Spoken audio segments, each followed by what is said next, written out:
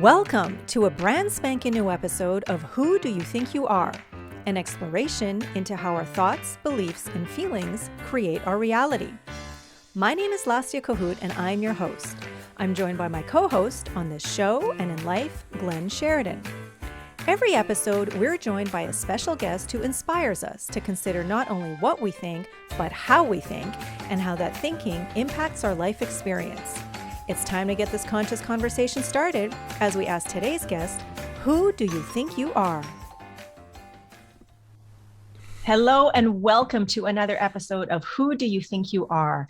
My name is Lassia Cahoot and I'm your host. And once again, I am here with my co-host on this show and in life, Mr. Glenn Sheridan. Hello, hey, Glenn. Lovely day. Of course, he could be here, wherever the Zoom squares are. And once again, we have a super special guest that we have been looking forward to speaking with for a long time. And so I'm excited that this conversation is finally going to happen today.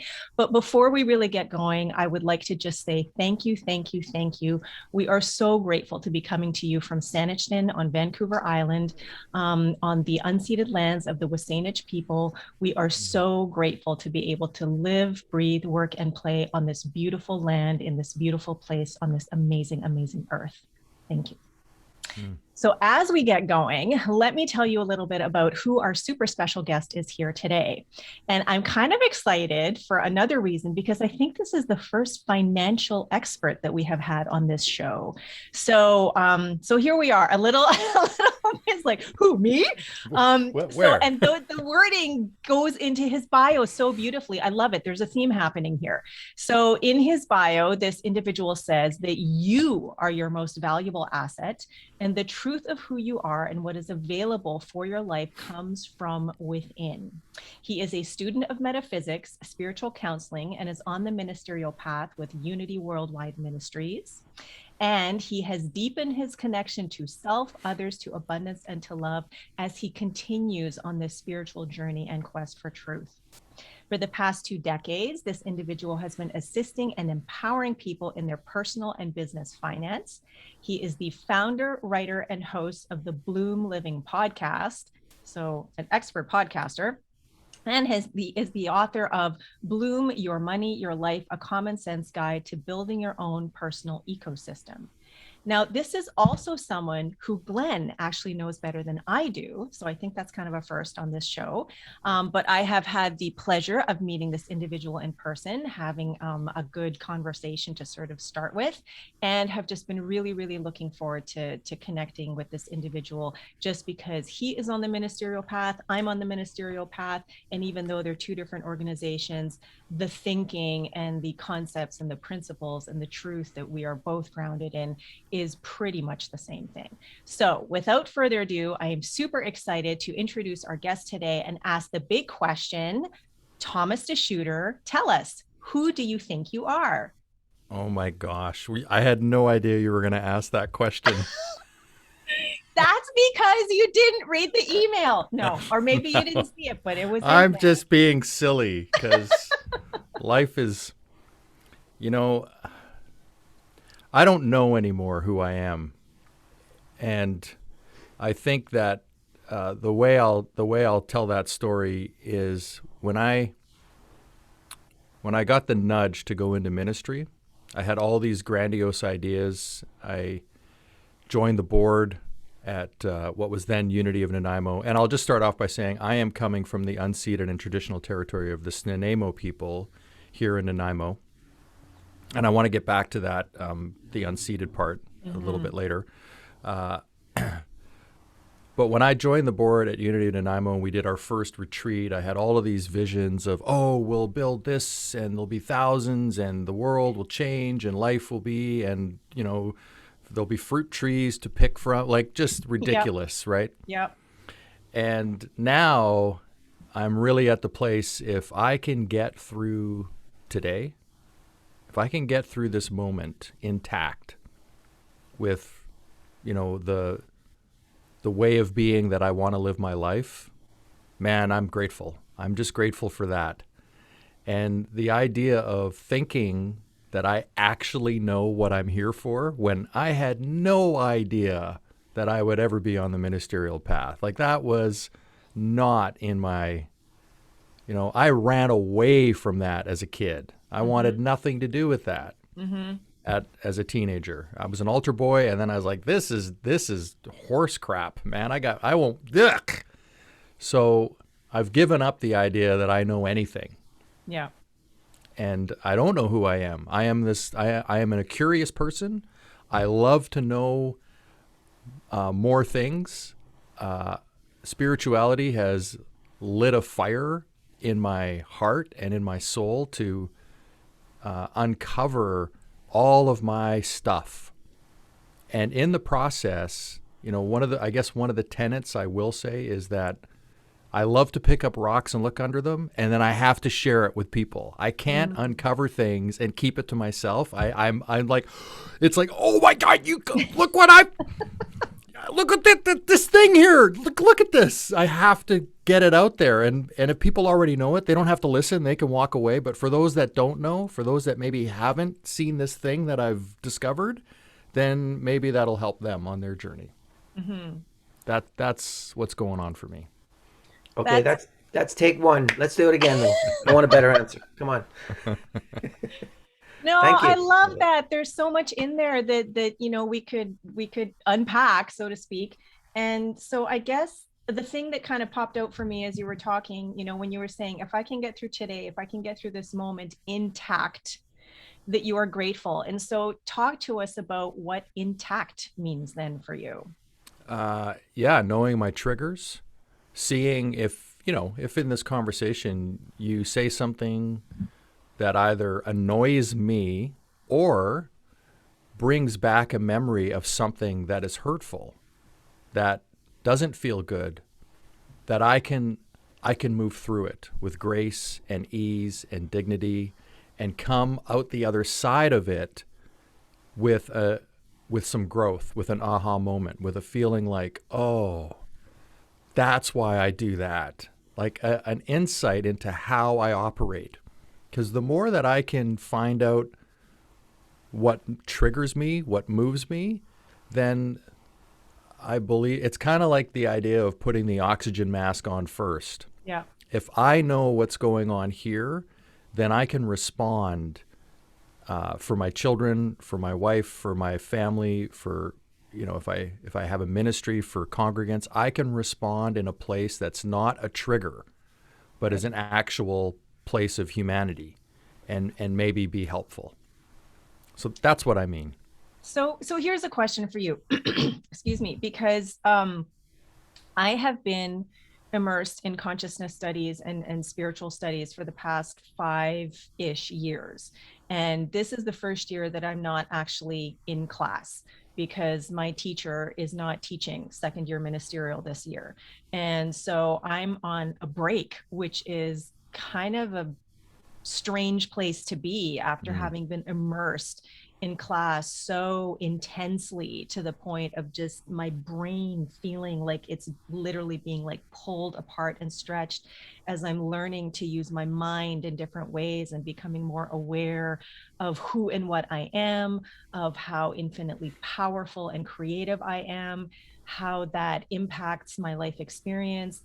And then this sort of notion that comes to hit me in the face, upside the head, whatever, every now and then, which is you should know better. Someone who's immersed in spiritual and consciousness studies, who has gone through a certain amount of education and practice, and whether you call it sort of like peeling away the layers of the onion, or for me, it's very sort of archaeological, and so I call it soul excavation, just like digging and digging and digging and digging and exploring and unearthing the limiting beliefs and thoughts and stories that keep us feeling stuck, to discover who we truly are. And it's something that's always there. It just has ended up sort of being covered and buried and marred and whatever. And it's not just to get to the truth of who we are, but it's the journey and the exploration along the way. But there's this thing that I know happens for so many, even people who have been in spiritual studies or on their spiritual journey. And I mean, a lot of people that I study with now don't even like using the word spiritual, because it's been diluted or something too much for them. And and so the idea is that, you've done the work, you've peeled away the layers, you've dug through whatever. So you're aware of your triggers, you're aware of, the stories, the thoughts, the beliefs, and whatever. And life can be, going along beautifully, whatever. And then bam, something comes back up and you're kind of discombobulated once again. And, it takes you by surprise and like, geez, I thought I dealt with that already. Like, what the hell? And so I'm wondering, is that something that you experience at all, where you are on your journey these days? Yeah. And you Yeah. said something there that I hadn't considered till just now. The idea of I have done the work. No, I am doing the work. That will never end. Yep. That will never end. And so, something I say a lot in my insight timer sessions and live sessions is that this never goes away. Yeah. It's just, I don't like using the word just, and I don't like using the word should. Yeah. So those two words are Yeah, I hear you. those things never go away. And what is possible is how quickly I can overcome. That is what the work is to me, is how quickly can I, like I said, get back to being in the moment of grace and love and ease and connection with either myself or with others if I'm in a room with others, but just being connecting to what is. How quickly can I do that when I am, when a memory comes up, when a thought comes up, when a judgment, especially a judgment. I mean, I'm like everybody else. I'm judging this. As I'm talking, the judging is happening. How can I always separate it out and move away from it is the journey to me. And I think for me, what's come up in the last couple of years since really like going into the spiritual practitioner studies program and having graduated from that, is that when we talk about ease and grace doesn't always look and feel easy and graceful. Like you Mm-mm. can be in the muck and the yuck and the grossness and the shit and whatever. But if you are aware that this is growth, this is expansion, this is like going to the next level on the spiral, or how whatever it is that you sort of like envision growth and expansion to be, that it doesn't have to be this or that, like you work through the stuff and then you get here. It's all together, it's all part and parcel of the journey, of the expansion, of the evolution that is continually happening. Like you said, like it's never done, it's always happening. And even though a word that we talk about, or at least in my advanced consciousness studies class, that people were sort of like, is it a process? I don't know, because we're talking quantum here where everything just is. But I think for the most part, even if we kind of think from a quantum perspective, we can still, I still very much feel like I'm living in a material universe, and I have my feet sort of in both. And so to navigate this material sort of world, like I need to just be aware that this the infinite potentiality of the quantum field, consciousness, God, spirit, source, energy, whatever it is that resonates for you, that you call the essence of everyone and everything that interconnects us all, that's continually coming forward, continually moving, continually expanding, continually evolving through and as each and every one of us. And when it's really nudging and really pushing through, those can be the times that feel the most challenging and the most difficult. And that's when we can get triggered, when the the darkness, the shadow, whatever needs to bubble up comes up. And so it's not so much like I got to work through that darkness and then I'll be in a state of grace. It's like as I'm working through that darkness and I'm aware that I am growing and I'm aware that I'm evolving and I'm aware that I'm bigger and more powerful and creative and resilient than anything going on, that I think also is being in a state of grace because you're just allowing and you're aware. Mm-hmm. Yes. Okay. Yes, I think what this is great because what came up for me was labels. Mm-hmm. How, as humans, we want to label everything, and I have to pull this name while we're talking, so I'll say this. So what also came up for me was the book, The Science of Getting Rich. Oh yeah. Wallace Waddles. Yeah, there we go. I couldn't remember his name. Wallace D. Waddles, and thinking stuff. yeah, there is a thinking stuff from which all things are made, and which in its original state permeates and penetrates the essence of the universe, right? Yeah. Like it, and a thought in this substance will produce the thing that is imaged by the thought. Like, forget all the labels, just hang out in that and realize that that is really what we're talking about. Yeah. Is that thinking stuff. And how everything, the camera I'm looking into right now, the microphone I'm speaking into, the computer in front of me was all a thought that somebody had that pieced all of these things together that allowed them to be. That's what I love to hang out in, is that all of this was an idea that somebody had, and then they had, what we would call in unity, that fifth principle. They acted, right? It doesn't, you can have all the wonderful thoughts you want and all of the wonderful insights that you want to have. If you don't do anything about it, nothing happens. Yeah. There is no quantum happening without activity. Action needs to be taken no matter what we're talking about, no matter what it is you want to do. You can do all of the thinking you want to do and do, what was that? You can practice The Secret on the sofa watching football all you want. It ain't going to change your life. It's not. You need to act. Yeah. And that's, on the economic side, there is Louis, what is his name? Hold on.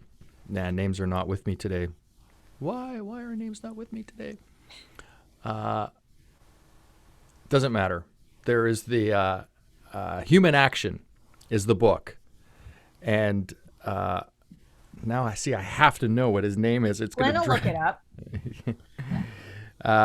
It's going to drive me crazy.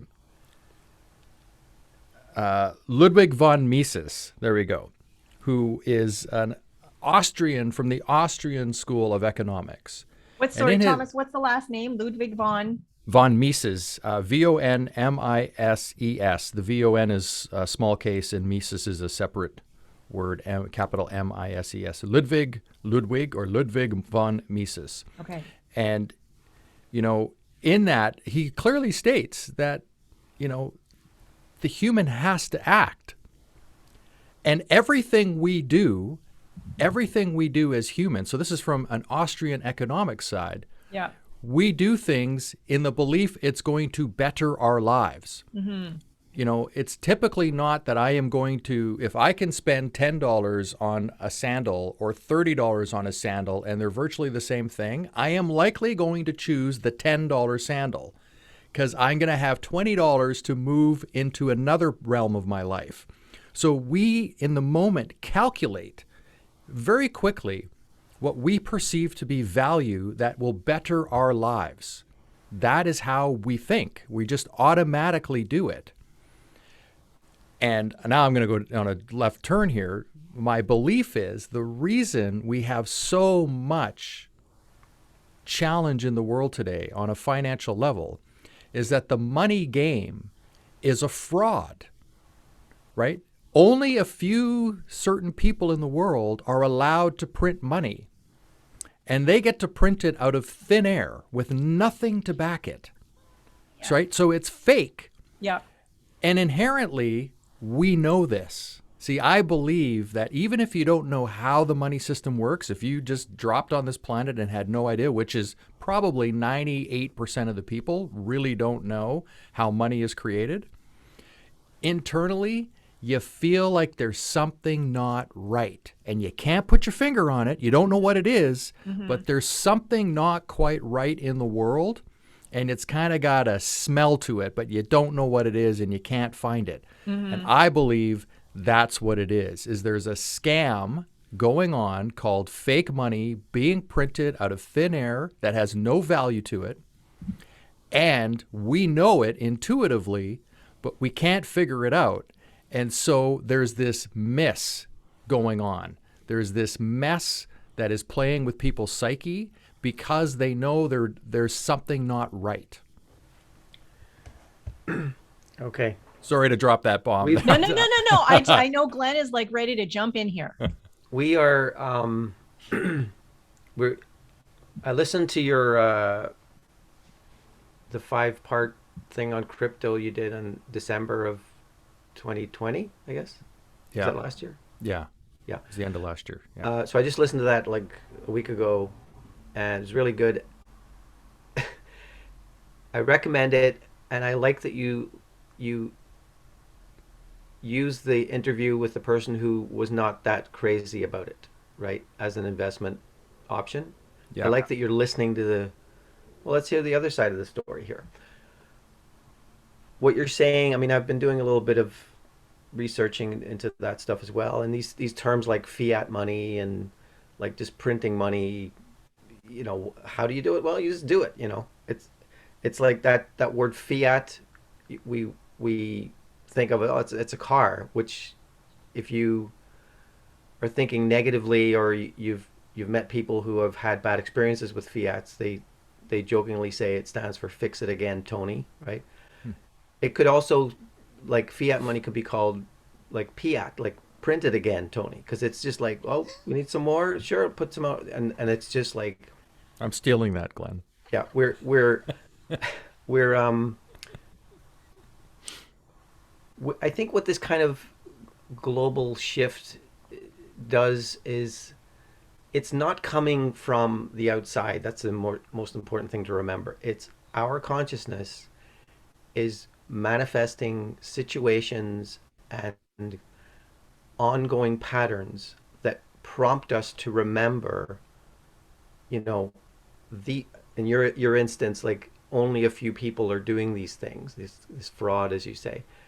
But that means they're controlling the rules of the game. But that can trigger something in us to say, well, if we're playing a game and someone's cheating by changing the rules, then they're just making a new game. So then why don't we just make a new game? As in, you get people together and you say, well, that thing doesn't work for me anymore. That way of accepting limitations and just, well, it's just the way it is. You got to get up, you got to work, you got to do the thing, and it's a stark kind of shocking reminder that, like, we're doing this. We're allowing it, and we have other options. And of course, the things that you and Lassie especially are immersed in terms of core principles of how energy shifts in the universe, and inside of us. These are the clues, these are the tools that will enable us to feel like our power. And I don't mean like power as in power dynamics, whatever. It's just like who we are is going to manifest into what we see. What we believe is going to be what we see. It's not, I think it's like Mike Dooley, the guy who does the Notes from the Universe thing, he has a thing of like peculiar thing about human beings in their senses is that we see what we believe. Our eyes see what we believe, not what we see. So I love that you're into the both sides of this sort of thing, because this is going to be, I guess, your motivating kind of, or one of your motivators of like, I can act with the fifth principle thing. I can act in the world in these ways, where I choose what I do with money, what I don't do with it. I refuse to play along with the game of like sticking my money in a long-term investment and get like this much, when over here there's something that is still ongoing in, say, in the crypto world. It's still being birthed, I guess. It's not born yet. But if people over here are saying, "Oh, yeah, that's not real. That's not real money. You can't rely on that." Meanwhile, these guys are driving Lamborghinis and having a laugh, you know? Why wouldn't I sort of even look at that? Like, why not, you know? So, sorry, I took over there, but No, it's good. I think what you're talking about is a game, and so one of the things I realized is that whatever it is we're doing, if you can gamify it, doesn't matter what it is, if you can turn it into a game that and see it as a game. So the game of money, you can't win at the game of money until you know the rules.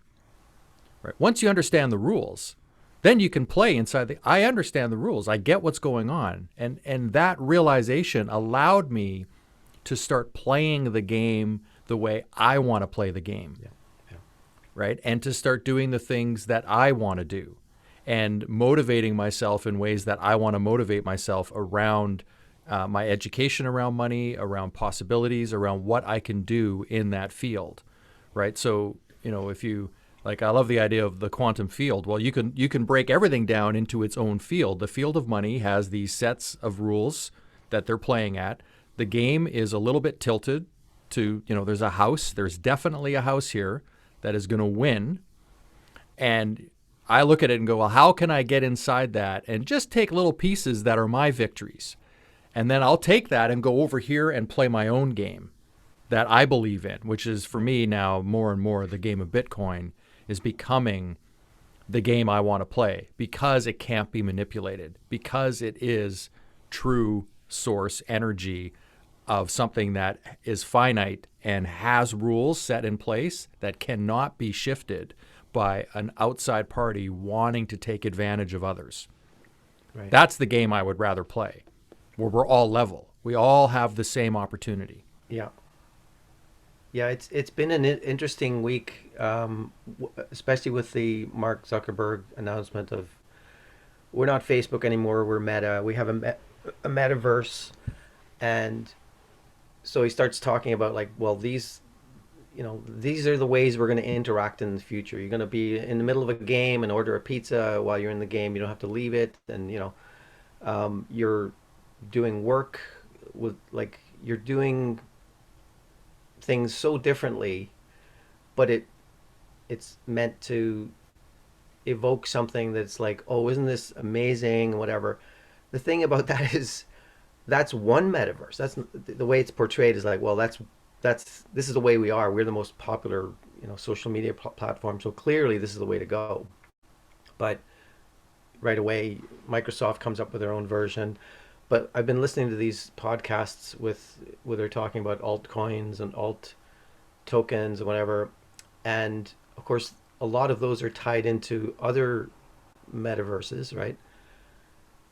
And their ways of interacting with one another, like platforms, blockchains. I know very little about it, but partly due to your sort of prompting me down that path, I'm starting to get the lingo. I'm starting to understand these rules, as you say, of like how this works.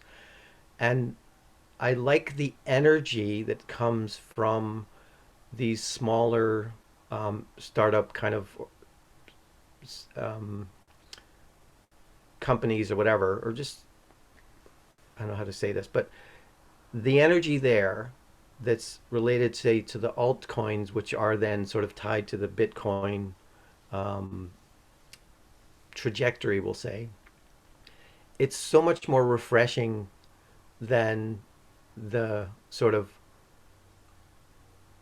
the version of that is just like, oh, I'll wait and I'll check out the whole metaverse thing with Meta, with formerly Facebook, and I'll get the Oculus glasses and I'll like check it out. Oh, isn't this cool? And no, these guys over here who are doing new things, their energy, their passion, their refusal to sort of take no for an answer and just like, well, we'll find a way to finance this. We'll get the money. We're just doing it. We don't care whether you're, eventually you'll catch up with us.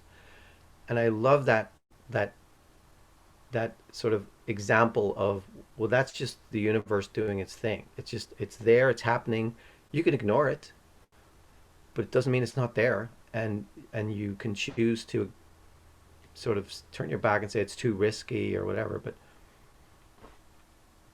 there's other ways to go.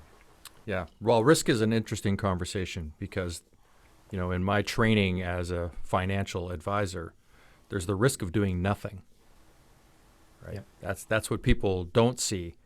They see that this is risky. If I do this, this is going to have risk. And what they don't really want to look at is the idea that changing nothing or doing nothing has its own set of risks. And you need to analyze those as well. Like there's the risk of, hey, I could put my money in this thing and it might not work out. And I could put my money in this thing over here and nothing happens. Meanwhile, inflation continues to run and I lose more and more value because of the printing of this thing that I think is safe when it's really not safe, right? So risk always needs to be measured in my world of on all sides, including the falling asleep and waking up 20 years from now and seeing what happened, right? What was the risk in me doing that, which is what a lot of people want to do. They don't want to open their statements. They don't want to deal with what's in front of them because it's too much. I get it. It's overwhelming. I've got my life, I've got my family, I've got my mortgage, like all of this stuff is coming in and weighing on people. And then on top of it, you've got these guys out there yelling, these people out there yelling, it's all rigged against you. And they're like, I can't deal with that. It's like, I want to put my head in the sand. Yeah. Lasse, do you want to talk about your experience or with Milana or? I don't know what Okay. you're referring to specifically, but no, I just as you guys are talking, I mean, when Thomas was talking just a few minutes ago, there were a few things that I wrote down, and just the idea of the printing of money and game, the two things kind of came to mind for me. And what comes to mind for me is the game of Monopoly, where I enjoy the game of Monopoly, but one of the reasons I choose to not play Monopoly is because in the instructions it says, and if you run out of money, just make more. So the game can go on ad infinitum. And I just, when I want to play a game, I want to play a game for, an hour or two, whatever. I know that there's an end, there's a winner and whatever, and that's it, sort of thing. So it's interesting listening to you guys talk about this because Glenn and Milana have played Monopoly many, many, many times, way more times than I have. In fact, I don't even remember the last time I played Monopoly with those guys. Usually Milana and I will go for some other stuff. We'll go for the game of life where there is money involved, but there's an end and it's over at one point. And so when Milana was little, even actually not even that long ago, I mean, it was so funny to watch her because people would land on her properties and she wouldn't be paying attention. And, when she was younger, like, Glenn or my mom or even me would go like, hey, Milano, that's your property. Don't you want to get your rent? She's like, I'm okay. Just go on.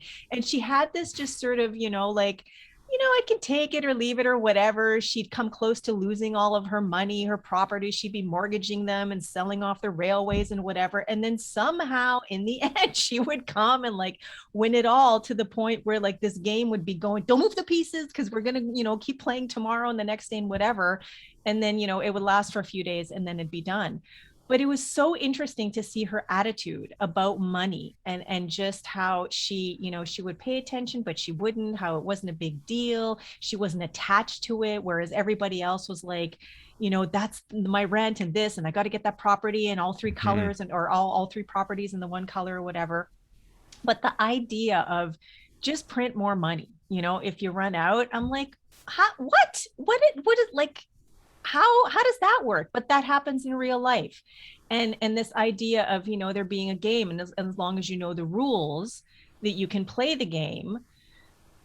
And now I'm going to kind of veer off, into another thing where like there are times where the rules kind of change, just when you sort of think you have it, like I can think of when Milana was born, and even though Glenn had already raised two kids, sort of a couple of decades earlier, Milana was born, and we thought we were prepared, and just when we thought we got like like her cry down or her routine or whatever, like something would change, and just when we thought we got used to that, something would change. More recently, in the last year and a half, with the unfoldment of the COVID experience, it just feels like where, a year and a half ago in BC, at least, we'll lock down for 2 weeks and then we'll get back to normal. And then, it changed, and then it changed again, and then again and again and again. And the goalposts kept being moved. The definitions of certain terms kept being changed to sort of suit the narrative and whatever. So there's this idea of, where, you talked about that sort of, something stinks, doesn't smell, or it smells, whatever, like intuitively we know that there's something not right, but how do you keep up with it when the rules keep changing, the definitions keep changing? And and I think that, at least and I know I'm mixing a lot of things in here, but in hearing you talk about how there are rules, when you were talking about cryptocurrency and how nobody can manipulate them, it made me think about what Glenn was talking, or has talked about a few times, about the guys, I think with the Doge coin. Were they the ones who just sort of said, hey, we're just going to do, you know I can't even explain This it, but ridiculous thing called okay, and then the it blew Doji up, coin. and all of a sudden became valuable or whatever. But they still did it according to the rules, right? Like, it's just that people thought they were so crazy for doing what they were doing, but it worked. And to me, it sort of comes back to spiritual principles, where when you think your life is going to shit, and that, like, say, like we have our spiritual mind treatment or affirmative prayer, like you guys have a form of affirmative prayer too, but you think it's not working, it's not working, it's not working. Well, it is working according to your level of consciousness, or whatever it is that you're vibrating at. And so I'm just, there isn't a question here, I'm just listening to you guys talking about money, crypto, energy, games, rules, and that kind of thing. And I'm just finding it I interesting. do want to preface something here. So there Okay. in the world of crypto, just so people are clear, there's proof that's done on this stuff, right? There's proof of stake, and man, terms today are just not with me. Proof of work. Bitcoin is built on proof of work, meaning that everything has to line up. Proof of stake, though, is the stakeholders proof it, which means that it could be manipulated Okay. because there's outside influence on it. Proof of work is, so recently Ethereum changed to proof of stake from proof of work. Bitcoin is built on proof of work, right? So the only network that is actually unmanipulated, that's not a word, but unmanipulative, No. is what I understand is Bitcoin. And I'm not an expert at this stuff. I know enough to get myself in trouble, and I know Yeah. enough to kind of understand some terminology. I know that Ethereum is changing. So, a lot of the coins, the altcoins, are built on the Ethereum network. And the Ethereum network has moved away from proof of work to proof of stake, right? So that means that the stakeholders decide on something, right? So whoever has the most stake in the game can decide the outcome. Whereas proof of work is the algorithm, the computer power does the mathematical solving. When it's solved, the coin is paid out. It has to line up, right? There is no outside influence. It is the work being done, and then it is, coined. Once the work is done, you get the coin. That's the way it works. Okay, so I have a couple of questions here, just because I can ask. And first of all, I want to say I'm just kind of delighted that I wrote BTC and ETH on here as you were talking about Bitcoin and Ethereum, because just even like after just a week in of, dipping in, I'm like, I know There's no these. going back now. That's the problem. Is once you open up the little box of looking at it, it's like, oh no, something has been awoken. Well, here's the thing. The box was opened, and this is what sort of, this is what came out of the box for us, like because Glenn and I are going through a book right now, doing some prosperity work ourselves, The Energy of Money by Maria Namath. And we had her on the podcast a few months ago, and she was just a delight. It was so wonderful to just be in her energy for a couple of hours. And so there's a lot of work we're just at the beginning, and there are 12 chapters with lots of exercises, and we're doing this together. And the very first exercise that we did together, which was writing down our standards of integrity, just doing that stirred a bunch of energy, stirred a bunch of stuff up. And then what I realized, and Glenn, sort of like parallel, crypto was coming into our purview, and it Mm, came through enough times as we started, like mindfully doing this work. It was like, hey, this is something new. This is like way beyond, like so far outside of our comfort zone. Let's give it a try.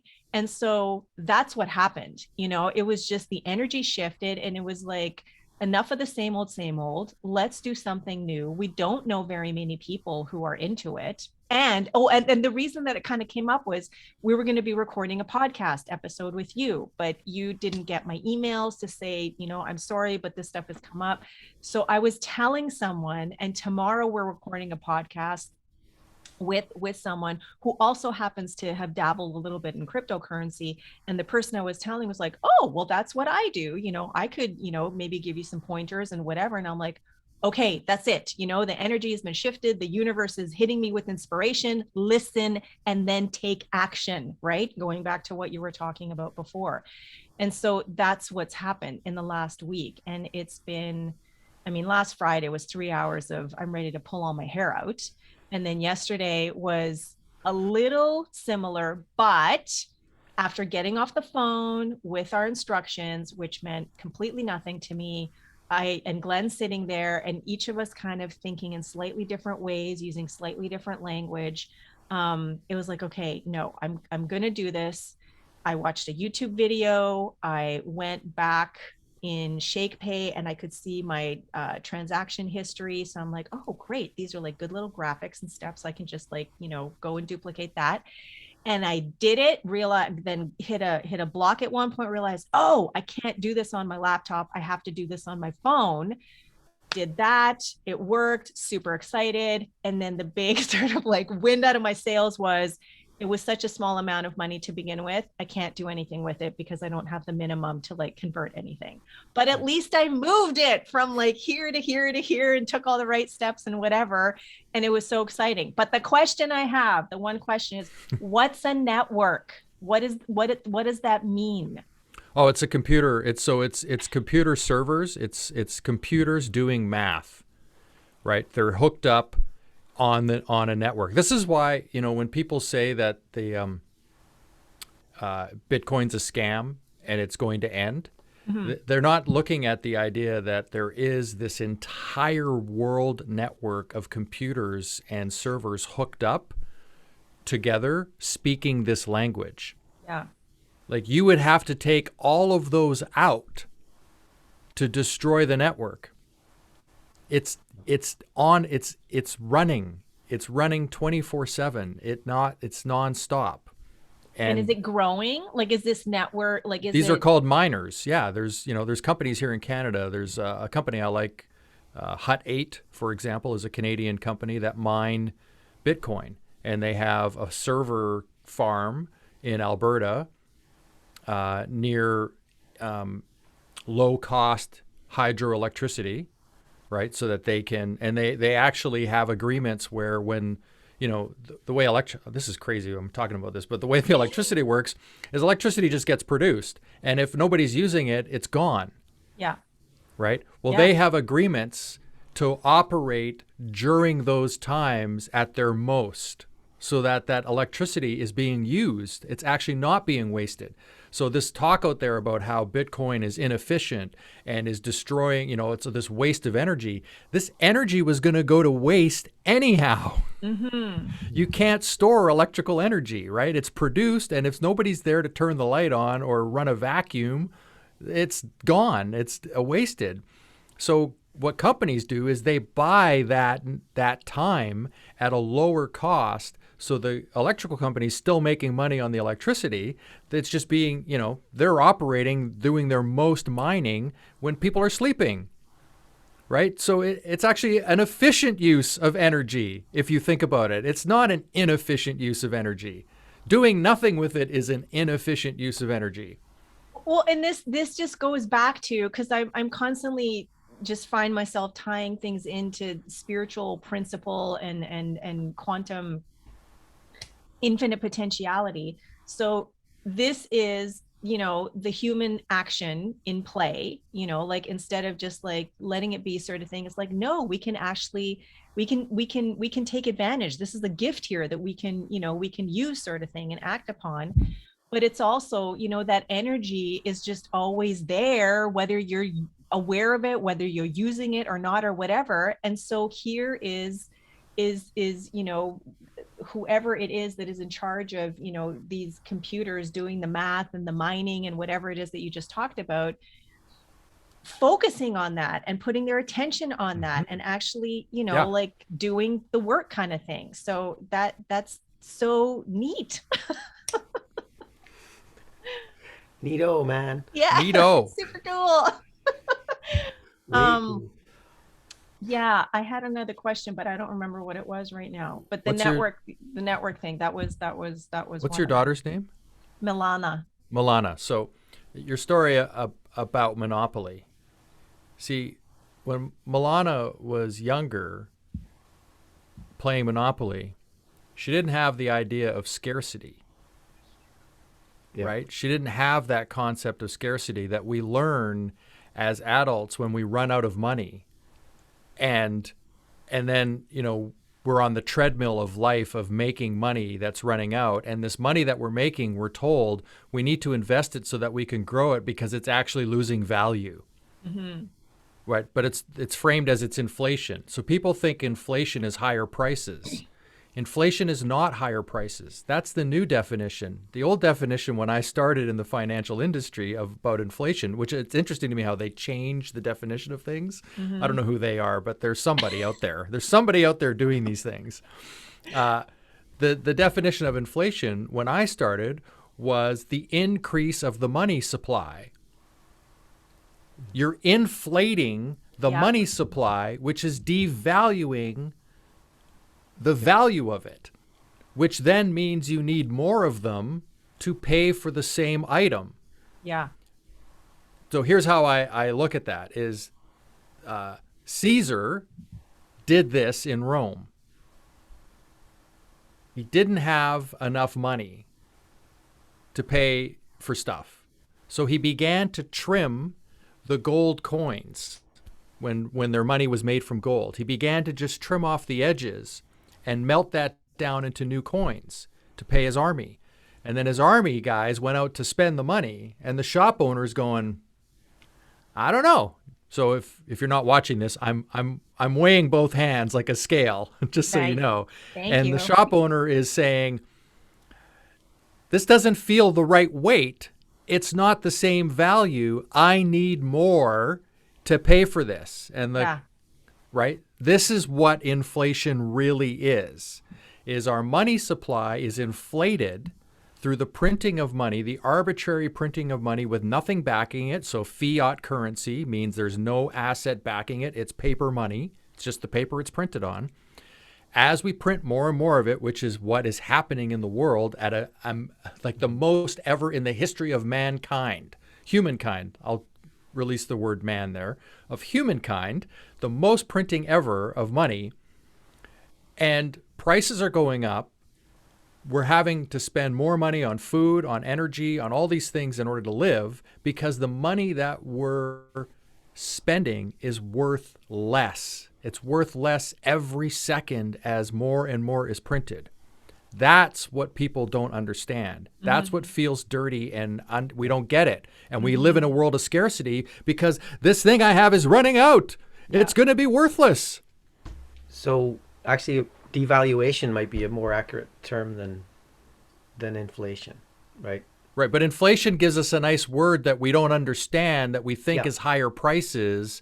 Oh, that's normal. It's a normal for inflation, right? Isn't that what everybody would think? Because we're told inflation is just part of the system, right? So we're tuned into this idea that, oh yeah, that's inflation, that's normal. Inflation is not normal. Inflation is the game of money that we currently have, which is we will print more money in order to pay for the stuff we can't pay for. Yeah. Okay, so that to me is like big stuff. That's like government level. When it comes down to the individual, just like right now, Glenn and I are doing this prosperity consciousness work to shift our thinking, understanding, awareness of, and embodiment of prosperity consciousness. Who do you work with? What in your world, like when you work with clients, are you working with individuals? Are you working with companies, corporations? And how, or I guess answer that question first, and then I'll ask the next one, because I think it'll make a difference. Well, ultimately, it's all individuals. Okay. But some of them own businesses, right? There's work to be done in businesses and how to structure your business and tax efficiency. Like there's a lot in the game of money when you start digging in.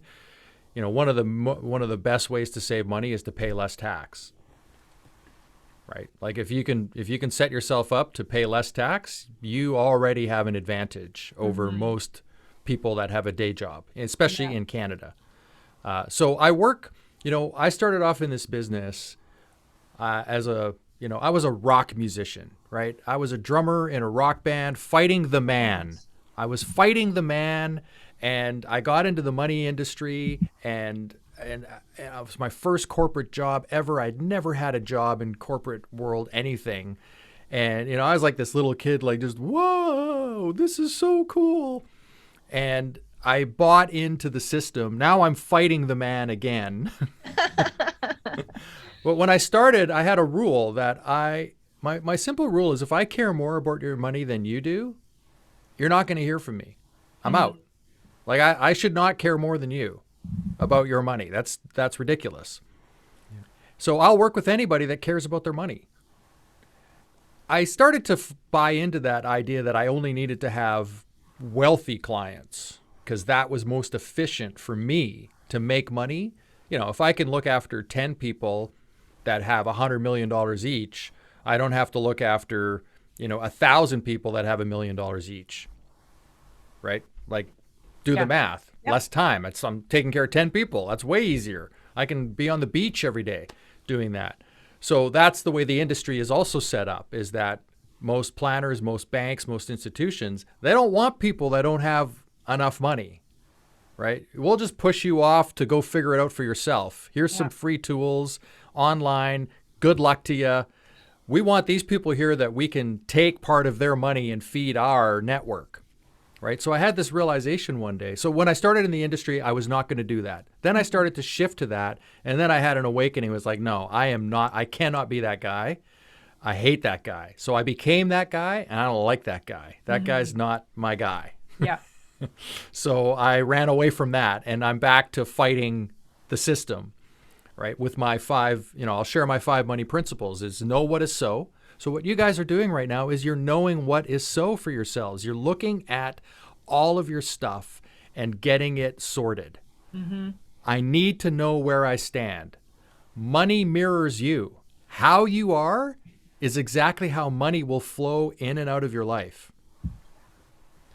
Right? It is what people, here's my thinking on this is that I know in the Bible it says the worship of money is the rule of all evil.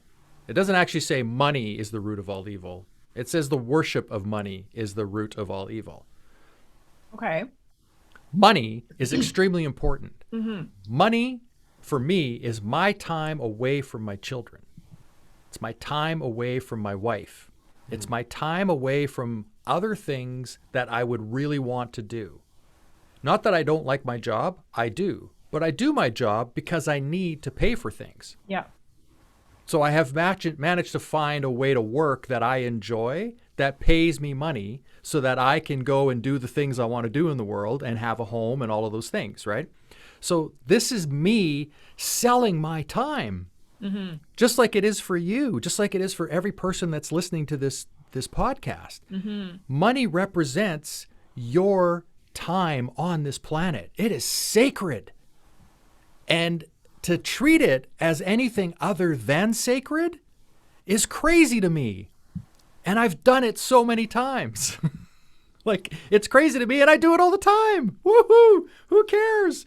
Right? I won't open the statements. I won't pay attention to what's happening in the world. I'll invest in stuff that I know nothing about, that doesn't align with my values.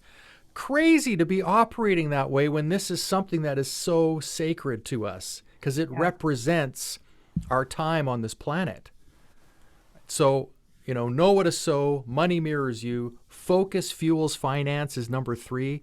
When you start to focus in on what you're doing and how your money's operating and where your values are, it fuels your financial production. It begins to fuel that. Cash flow is king is number 4. Without cash flow, we're all broke, right? The creditors come and take everything away from you if you run out of cash, if you can't pay your bills.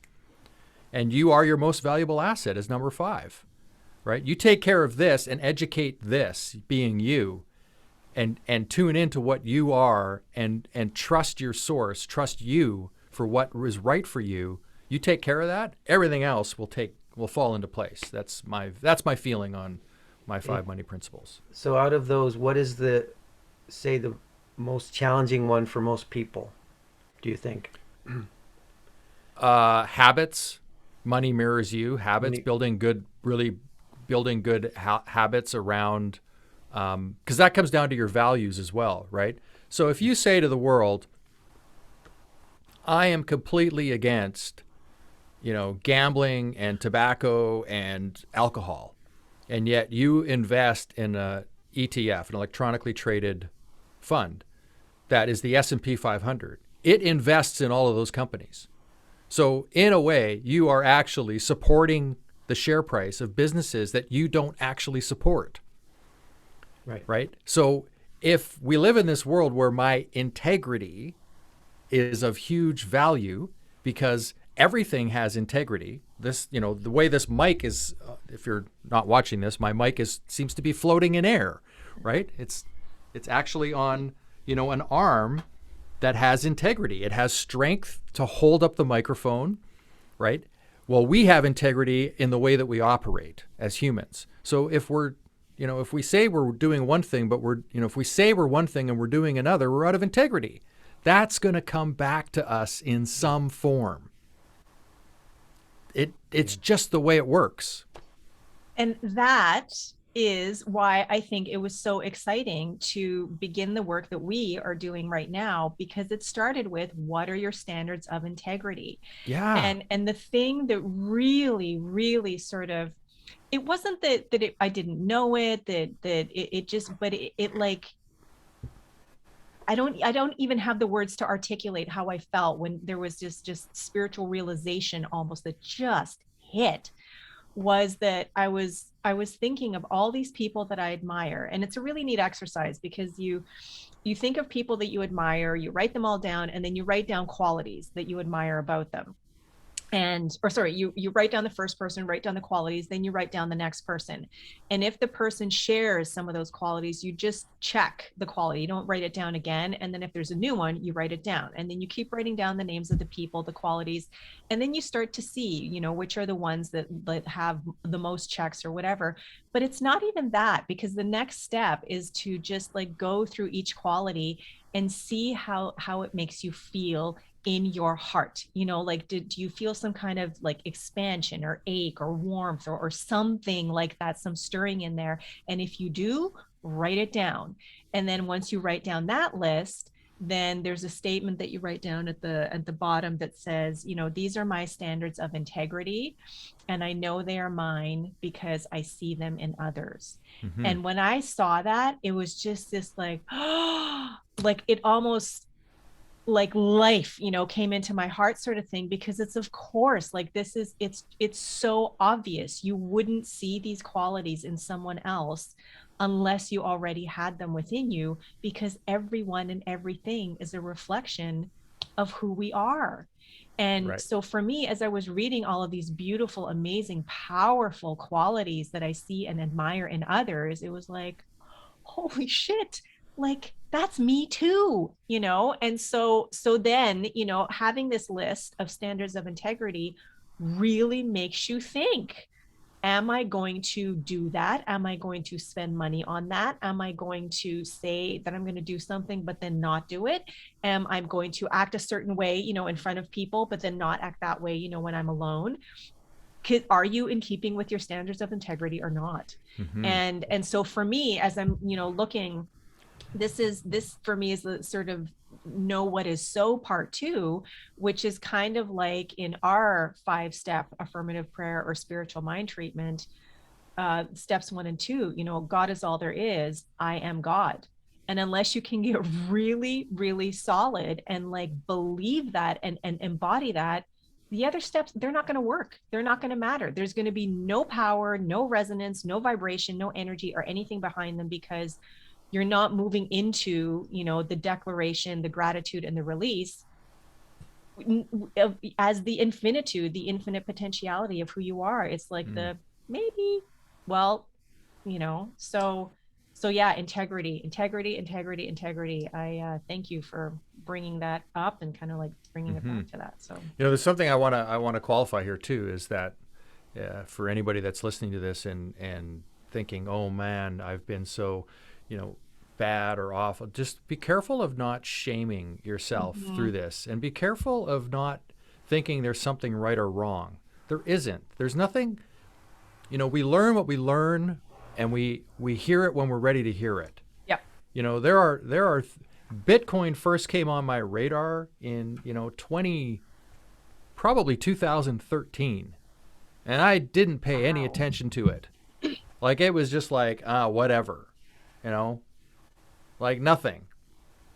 And then again in 2015, when I moved here to the island, I met some people who were taking payment in Bitcoin, and it was like $200 a coin then.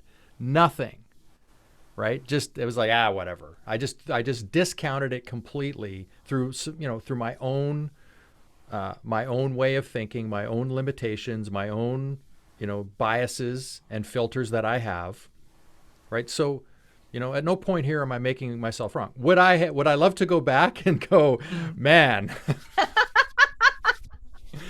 honey, we're selling the house and we're putting it all in Bitcoin. Like, sure, I would love to have that moment again. However, I probably wouldn't do it, right? Like so there's no shaming. I don't feel bad that I've missed anything or that I'm late to the party. That's not how this is for me. I'm now educating myself at a high level on it, getting more comfort and understanding, where do I want to play my game? Where do I want to, where am I excited to be in the party? And what you just said, the being late to the party, I'm thinking, like that's a certain perspective. There is no late to the party because of what Mm-hmm. you just said. We hear it when we're ready to hear it. Yeah. Like you open up when you're ready to open up, you take action when you're ready to take action. And it's not like there's a party going on without you. It may seem like it, but your life is your journey to experience your way. And so that's the party. Like I feel like I'm more present at my party than I ever have been at this point in my life. But I don't, even though and the experience that we had, just in a week, since dipping our toes into the crypto pool, is that we chose to put money into something that was exciting, even though the and it was helping. He's like, I don't know if you want to do that because it's already, gone out. I was like, oh, but for me, I'm like, I like the logo and whatever. And so some of it went in there, and we've watched it go, like it's like this. And I'm sort of, like doing this motion with my hand of a graph that's just like, like a lie Yeah. detector just going all over the place because it's changing from minute to minute, but it's gone down, like since we put money in. Okay, fine. Teachable moment, learning opportunity. And I sort of think back to, you talking about Milana when she was young and, not having that sort of notion of scarcity. And so I'm not super attached to this, like I would be maybe if all of a sudden, a whole bunch of money in my bank account vanished. Because this is new and it's different, and we're just learning, we're just starting, and I'm excited about it. So but I'm also like, okay, so next time, when I add more money in, I'm gonna, maybe, what is it you were talking about, proof of work or proof of stake, whatever, I can't remember what Yeah, the that's phrase it. was. That's Yeah. both.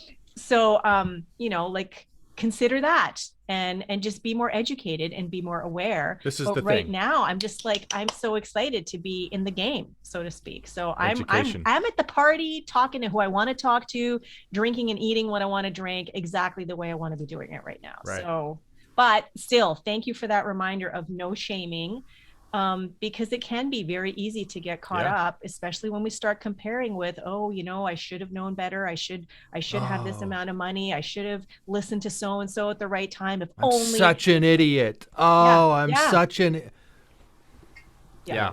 None of that. That's just another. That's just another diving into the same pool of lack consciousness, or it's that. Uh,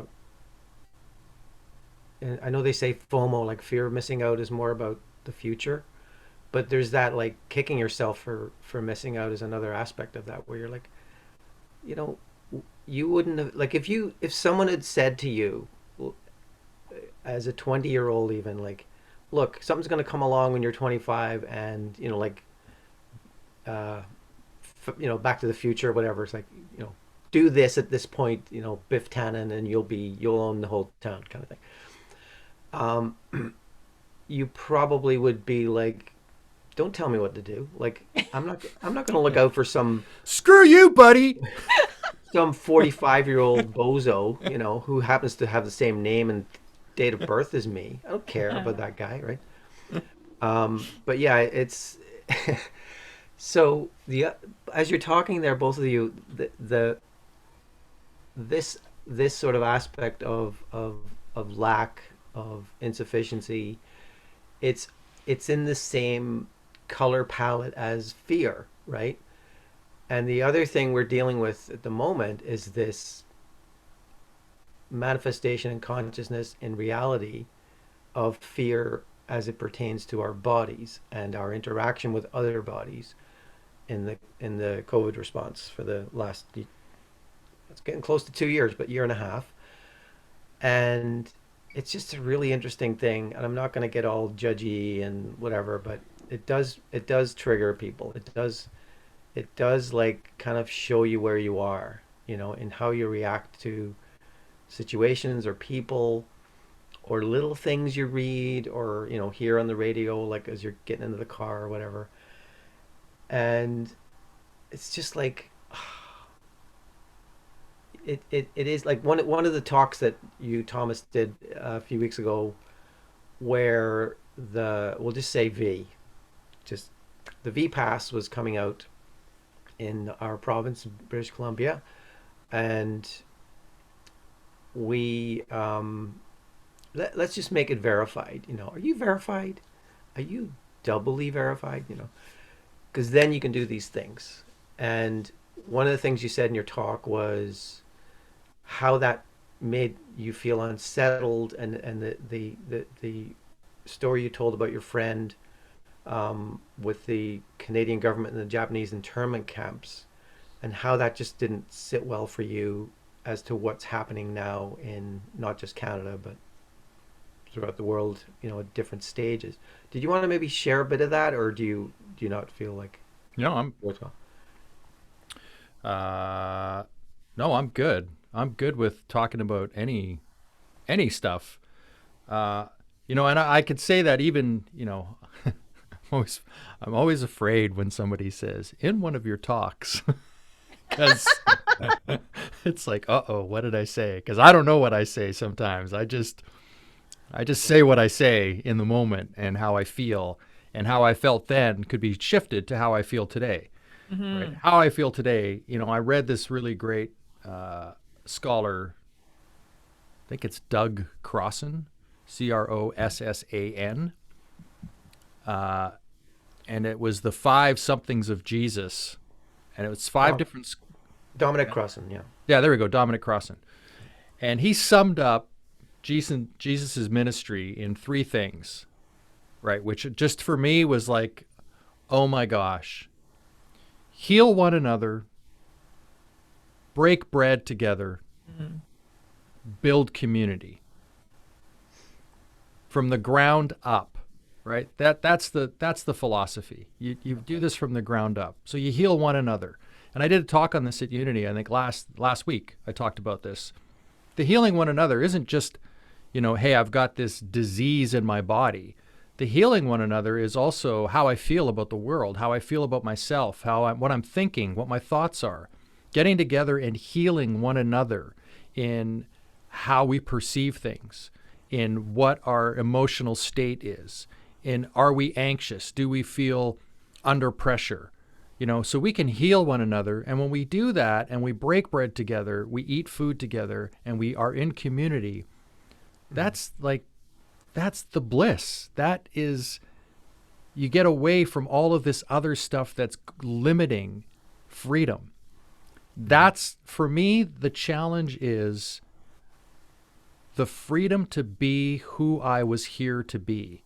When that is suppressed in any way, shape, or form, I am challenged by it. Now, with that goes some rules. I get it. If I am aggressively out in the world harming others and taking away their freedom to be who they are here to be, I might have to be put in place for that, because that's not running by that tenet. That is against that principle, because I'm taking away somebody else's freedom to be who they are. Then somebody might say, well, you drive a car, don't you? Yes, I do. I have a driver's license. But I knowingly stepped into that under a preset set of rules and conditions in order to drive an automobile. Coming onto this planet, being born, I don't need to drive a car. It's not something I need to do. It's a right that I have asked for. And there's certain rules and regulations. At a certain time in my life, I'm old enough to step into that contract and negotiate that. That is not the same thing as my inherent freedom as a spiritual being in this human body. That to me is, there's that scripture, give unto Caesar what is Caesar's, the coin, Yeah. right? Give to God what is God's. This is between me and God. When I say this, I'm talking about my body, my mind, my spirit. This is between me and God. This is not between me and the state. Yeah.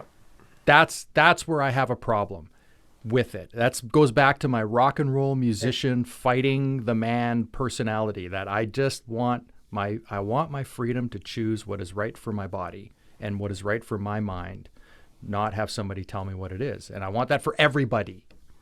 Yeah, and the right to not have to share what your choices are. I mean, Yeah. and it does get a bit tricky, because you think, well, you could argue, well, not sharing is equivalent to harming or potentially harming others.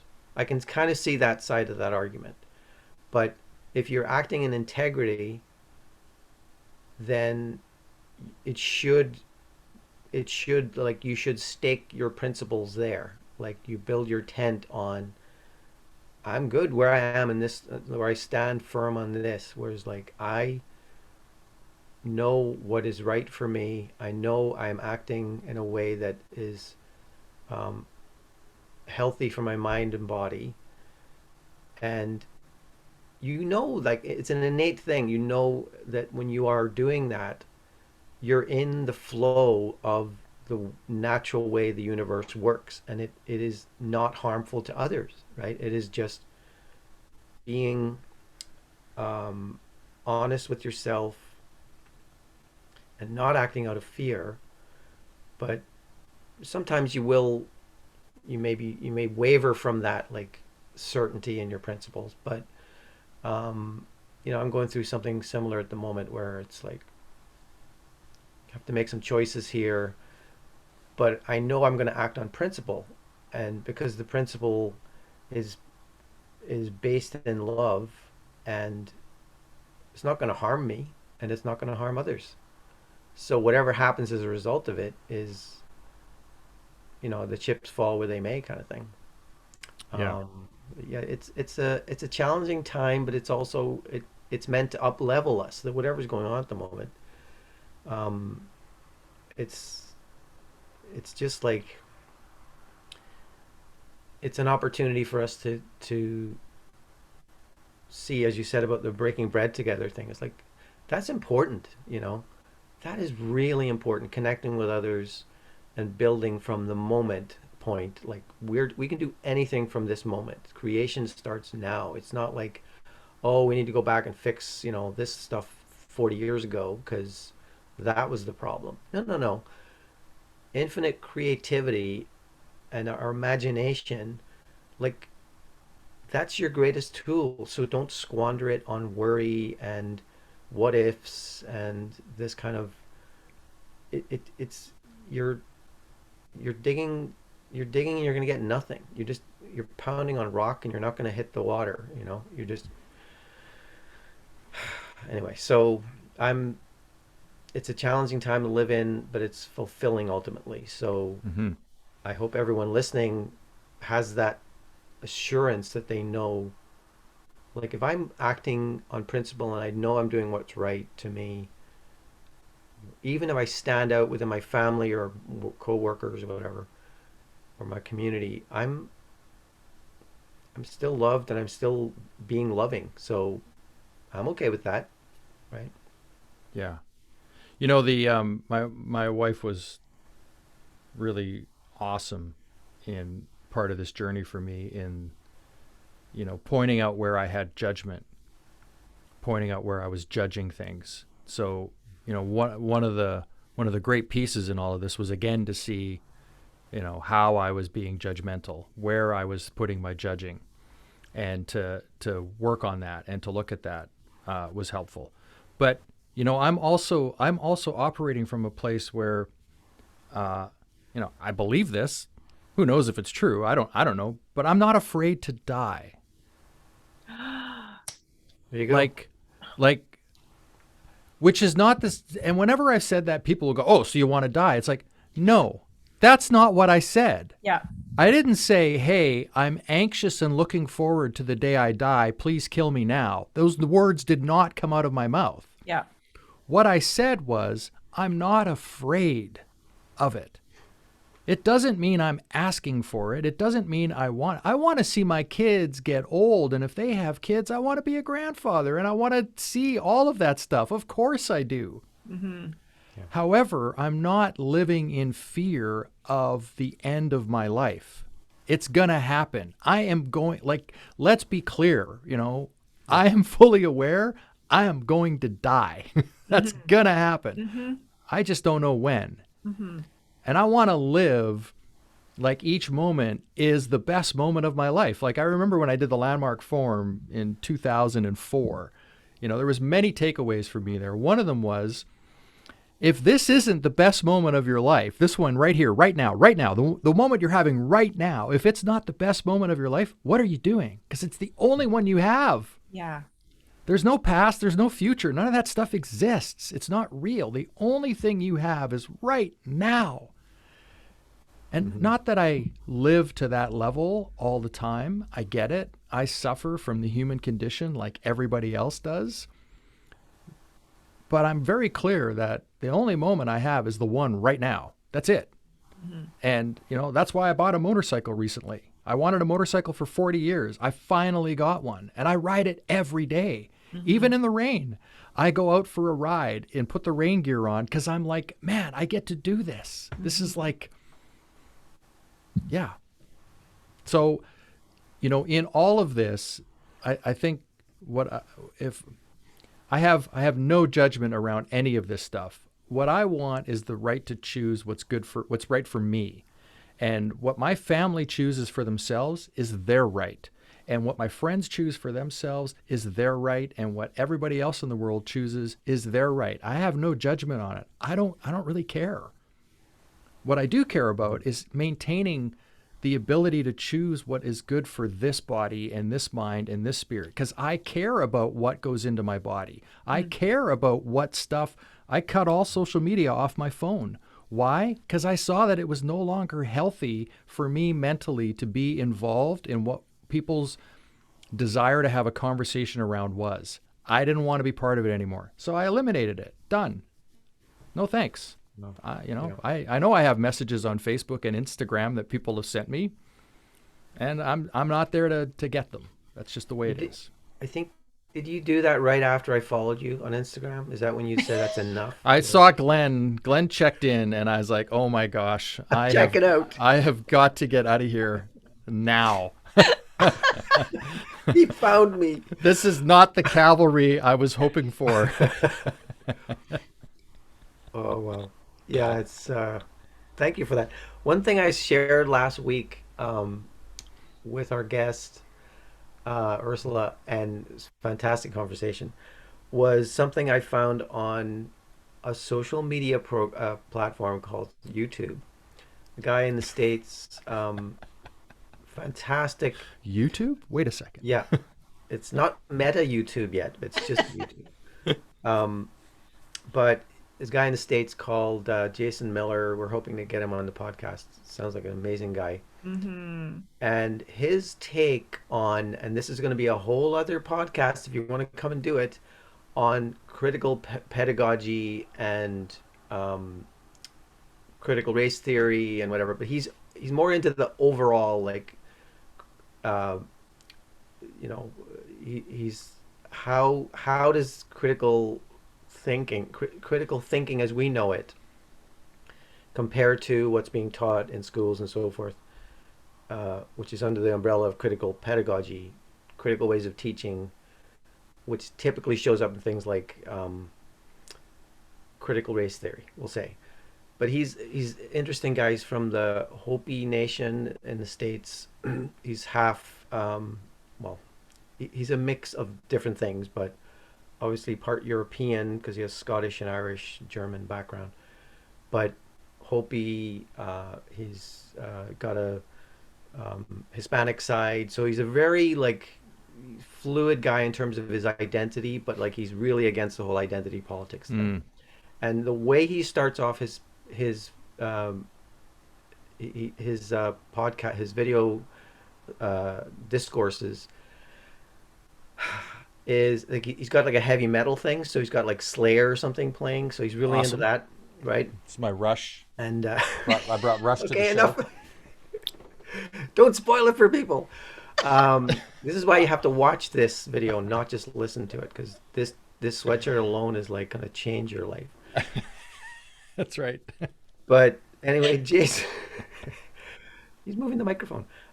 Jason, at the end of his thing, has a little quote by Chief Joseph in 1879, and it just says, "Let me be a free man, free to travel, free to stop, free to work, free to trade where I choose, free to choose my own teachers, free to follow the religion of my fathers, free to talk, think, and act for myself." And I just like screen captured it, and it's on my phone, and it's like, come on, like that's amazing. It's pretty simple. Yeah. It's a pretty simple request when you think about it. It's a pretty simple request. Yeah.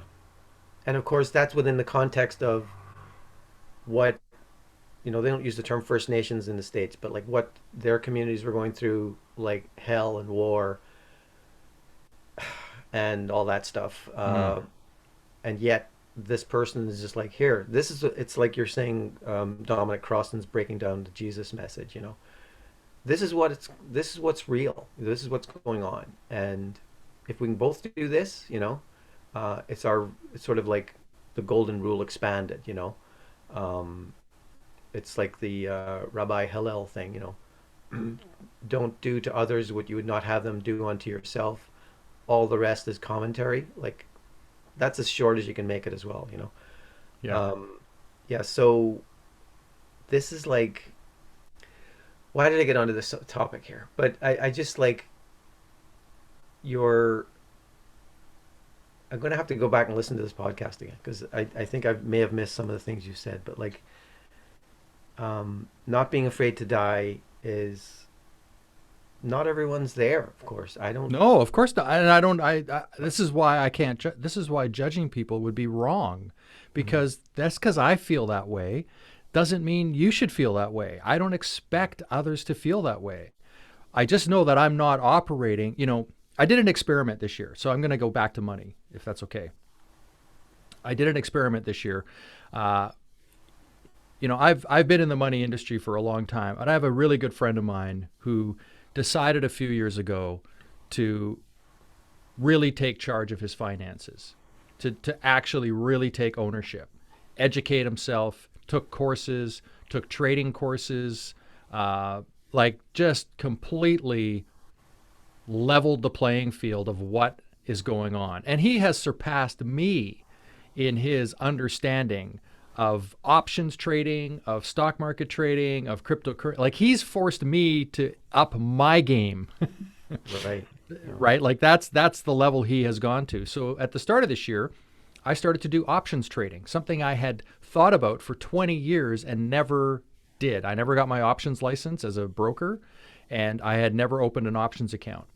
And so I opened it up with, you know, I just put a little less than $20,000 in the account and kind of thought, I'm just going to, my goal here is to grow this to $1 million, and I'm just going to play full out.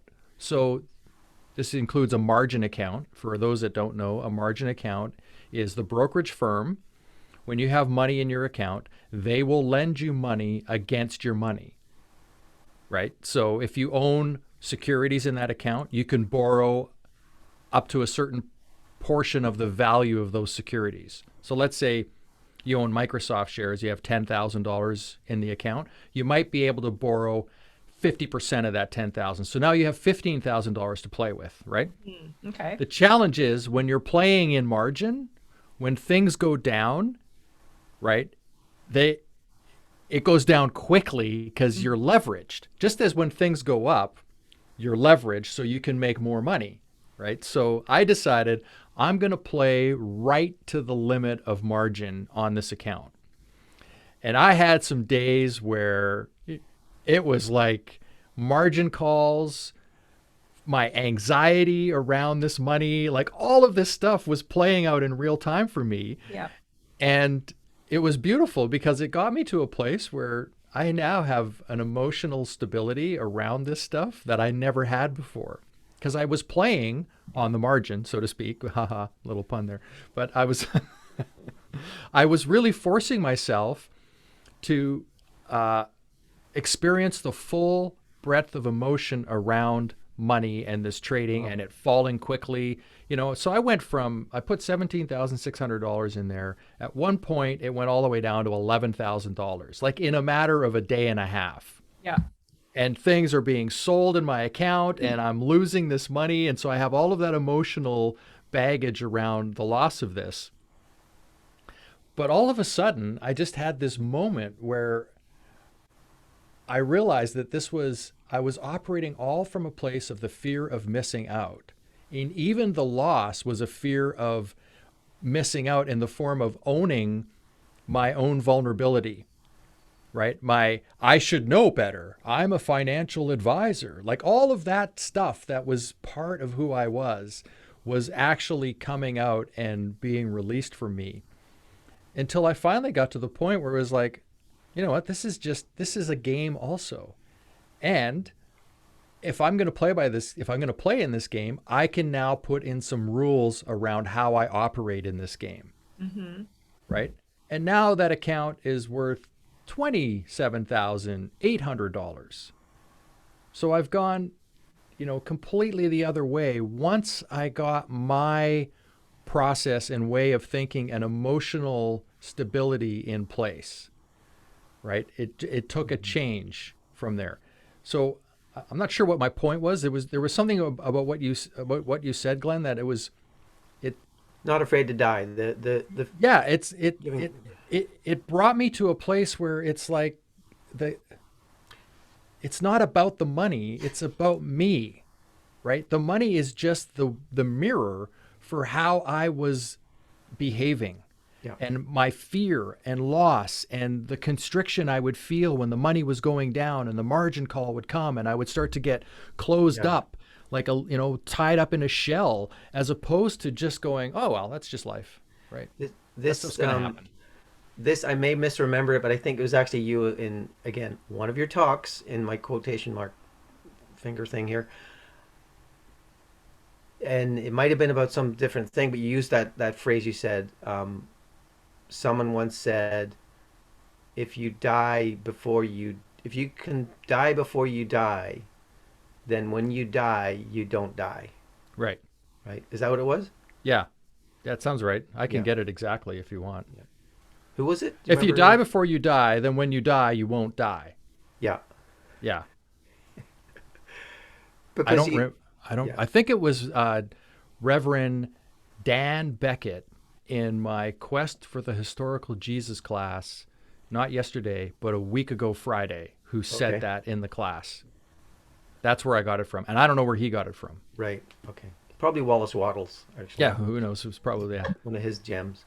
If you die before you die, then when you die, you won't die. Yeah. Yeah. Yeah, it's amazing. It's And Glenn, I just want you to know, I appreciate you bringing up one of my talks and a podcast or something. I appreciate that. I just want everybody to know there is nothing original in my talks and in my podcast. I steal from everybody. These are all ideas that I have either read, listened to, or taken that just, I know I put them in my words, and maybe there are some insights that I have along the way. Yes, I get that. But in reality, the stuff we're talking about, the wisdom that we're talking about, has been around for thousands of years. We're having the same problems and challenges and conversations that they were the time of the Buddha, the time of Jesus, like all of these, Muhammad, all of these people, we're pointing us to the exact same thing we're talking about today, and we're still going through it because it's the human condition. The Caesar's coins being clipped is now, you go to the grocery store and it's like 227 grams container of hummus. Like, what was this before? Was it 250 or was it 300? Yeah. Like, because you keep putting a little dip in the bottom, and eventually it's going to be a bag of chips with air and one chip in it, right? So, yeah, it's no, I appreciate that you're being honest about your own path and the teachers you've had, and the wisdom you've been able to appropriate and disseminate, right? But lastly, where else were we going? Is there something else you wanted to? The conversation is flowing, and the conversation is taking us where it wants to go. So Okay. So shush up, Glenn. And I also want to note that we're going to need explicit language warning on this podcast. Yeah. Because of you. Yeah. Not me. I just want you to know that I'm judging you, and the only bombs that have come out have been from. And they've been little ones. They haven't even been big ones. I'm just kidding. That rarely happens, but there is a disclaimer that gets put on. Warning, warning, warning. I know.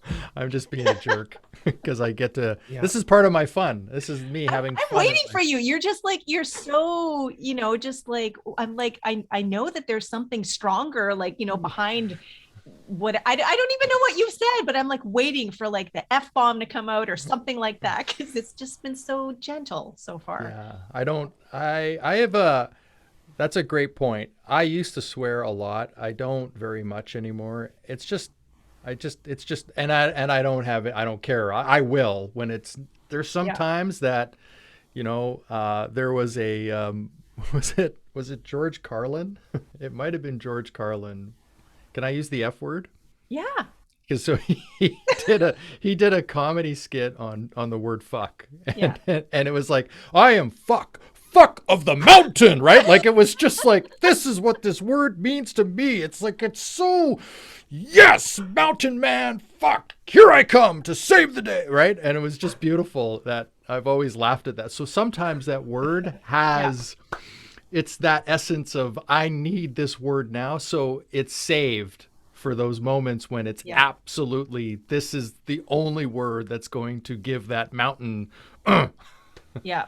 Yeah. Well, you know what? And that just took me in a slightly different direction. I thought of the television series The Wire, where there was one. Did you watch it, Thomas? No. No, no. One of the best television series ever. But there was an episode where two of the main characters, their entire interaction for a few minutes just was variations of the F word as they were looking at a crime scene. Right. That's all it was. It Yeah. was so funny. That's awesome. And then there's Deadwood.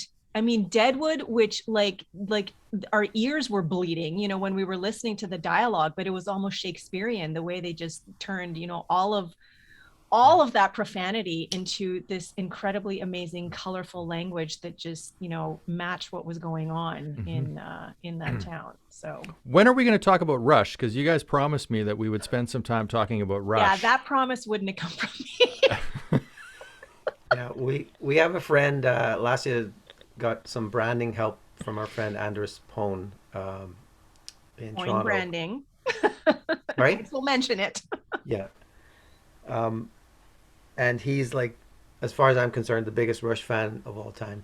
So, sorry, you guys got to duke it out. So, that would be a good podcast where we're like listening to you going, No, well, I have a question since I totally forgot because there's nothing about it in your bio, but you actually play drums on Sundays from time to time. And Yep. so you said you were a rock musician. Yeah. Were you don't have it. inspired by Neil Peart? Is he one of your Oh, Neil is the, I mean, I love John Bonham, great drummer. I love Stuart Copeland. I love Manu Katché, who drummed for Peter Gabriel. Go ahead.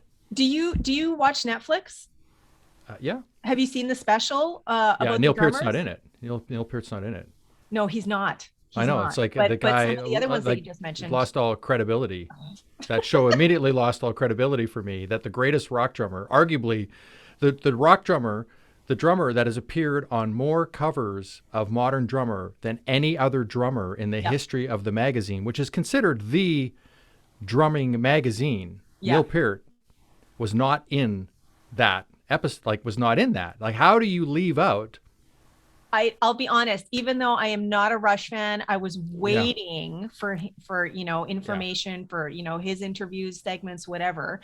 And I'm like, Maybe it's because wow, Neil I can't believe they had didn't died. include him. But Keith But Moon, just like so the is John Bonham. Yeah. talking heads, whatever, or like because they had historical footage. But really, I mean, I don't even know if it was like 2 hours long.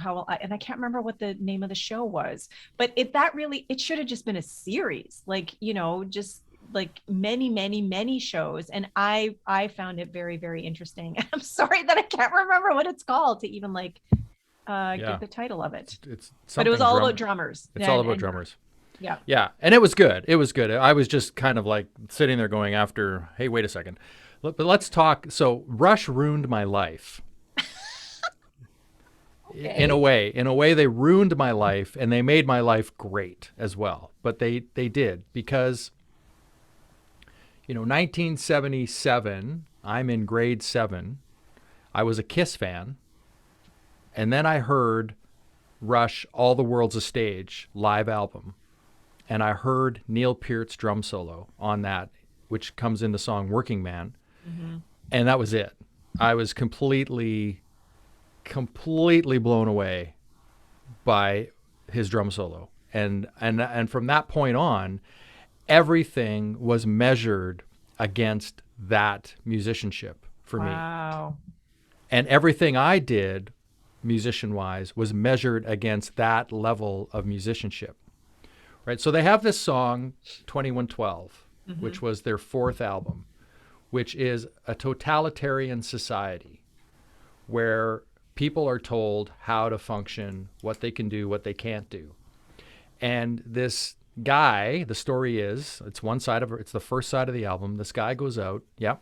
Sorry, did they get the last two numbers wrong? 2112? 20 should have been 2012, 2021. No, We got the last 2112. three numbers wrong. Sorry. So the guy goes out and finds in a cave a guitar, which has been taken out of society. And he learns how to play. So, inside of 20 minutes, the guy becomes the most incredible guitar player on the planet. However, he picks up the guitar and he learns how to play it, and he's blown away. Like, oh my gosh, look at that! I can create these incredible sounds. And he brings it back to the temple, to the priests of the temple of Syrinx, who are the ruling people of the world. And he says, look at this thing I have found. Listen to the music I can play. We got to share it with the people. And they're like, no, you can't do that. That is not allowed. And they, chastise him. And so this is Rush's fourth album, where the record label was not happy with them because they weren't progressing in the right way. Yeah. And the record label was being told by the manager that they're going to write, it's all going to be 4-minute songs. Yep. They're going to do all those things that you're asking for. And then they went in the studio and put this album together, 2112, because they were feeling like they were being leaned on by the man. Yep. Right. That you can't be who you want to be. So this was their answer to that. They didn't care. It's like, if you're going to cut us from your record label, fine. Cut us from your record label. We don't care. We're putting out the music we want to play. End of story. So this is 1976 that 2112 comes out. Obviously, the first song on the album is one side of the record. Did not get played on the radio. They sold 1 million copies in the US by word of mouth. Platinum status in the United States by word of mouth, which then from that point on, they never had to check with anybody about what they did. That bought them their freedom to do whatever they wanted to do as artists, as musicians, right? So that, for me, that story is why I have this freedom bug in me. Because in the liner notes is the story of 2112. Neil wrote all the lyrics for most of the records. Almost every song was written by Neil Peart, lyric-wise. And he was an avid reader, and he credits Ayn Rand for sort of spawning the idea of 2112. Well, then I'm in grade 7. I'm reading Atlas Shrugged in grade 7 because of Neil Peart, commenting on Ayn Rand. And if anybody's read Atlas Shrugged, you will get the sense. And then I read The Fountainhead, and I read Anthem by Ayn Rand. And so I have this wanting of freedom inside me because of that. That became a foundational piece of my life when I was in grade 7 because of Rush. So I blame them in a way for, formulating some of my ideas around how I live my life. And then they were artists that, Neil was known for, if I'm going to do this, I'm going to do this to the best of my ability. I'm not going to mail it in. Yeah. Right? If I'm going to write a drum part, it's going to be the best drum part I could write. If I'm going to write a lyric, it's going to be the best lyric I can write. That too has rubbed off on me, that way of living my life, that I want to hold myself accountable to a standard that I believe is worthy of my time. So they are very dear to me because of those ideas that they've planted in me as a youngster, right? These ideas that they had as artists is part of who I am.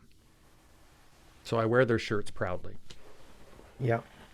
Well, I love that you have that love for the band. It's not my band, but I appreciate that connection and that spirit that comes out of creativity that just lights fires in people's hearts and minds, you know. Mm-hmm. Um, the thing with Rush, you know, when I was in England, I grew up in the UK, well, Ireland, Belfast, and then in England after being here for a year. Moved to England, and when I started getting into music, I was around 11, 12, probably the same age, 13, and for some reason I had some sure it was a Rush album, whatever, but the one with La Villa Strangiata on it, the long Hemispheres. title piece. Yeah. Hemispheres, yeah. So either someone lent it to me or something, but I was like, oh, this is really good. And then I got into the more like Queen and Genesis and all that kind of stuff. And Yeah. then punk came along and like turned my world upside down. But the thing with Rush for me is like I put them off to the side, and I would hear them on the radio, and they got kind of big-ish in the radio world again in early '80s when like I guess moving pictures and stuff came out. But hearing the Tragically Hip doing Limelight on, I think it was a, Tribute album. yeah, it was like a Canadian Mm-hmm. music awards thing, or you know, and they were like so into it. They were just like that was one of their, I guess their bands growing up, right? It was just like there would be no Tragically Hip or a whole other bunch of bands in Canada or anywhere In the without world, Rush, right? there's a whole series of musicians that have been influenced by their Yeah. musicianship. Yeah. Yeah, but it's just like you could, I just, because then you connect to the passion that the person has, not necessarily the original source material, but you get like, you Mm-hmm. get out of it what what resonates with you, right? But, You know, oh man. the day that Neil Peart was announced to have died, I was actually here in front of my camera on doing. I have these performance reviews with Unity. Hmm. I have 3 performance reviews a year where I am weighed and measured as to if I'm progressing in the right way. And I was actually in one of those reviews when it happened, and Leslie, my wife, she had heard I hadn't, and she was really worried about me that I would be in this review and I might get a notice on my phone. Somebody might text me, just Yeah. letting me know, and then I would lose my, because it was, and so she finally, very gingerly knocked on the door and came in and said, "Don't check your phone. Just turn off your phone until you're done your interviews." Right. And I'm like, "What are you talking about?" She goes, "Just trust me. Just don't."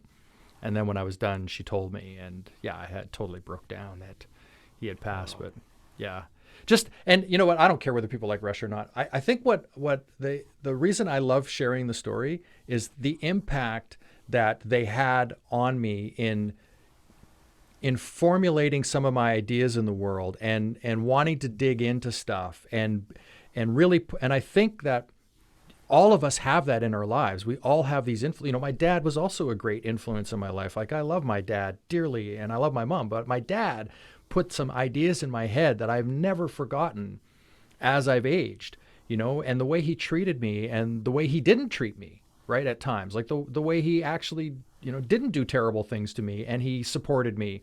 And sometimes he didn't support me. Like, all of those things play in my head.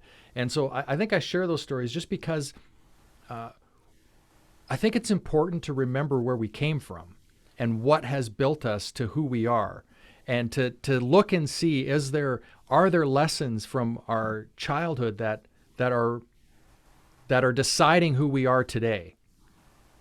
Yeah. Some of them good, some of them bad, right? I have made decisions as a kid that I know in my subconscious are affecting the way I operate today. And they're wounds. Can I heal them? And there's also things I've made decision-wise that I operate from today that don't feel like wounds, but they operate how I make decisions.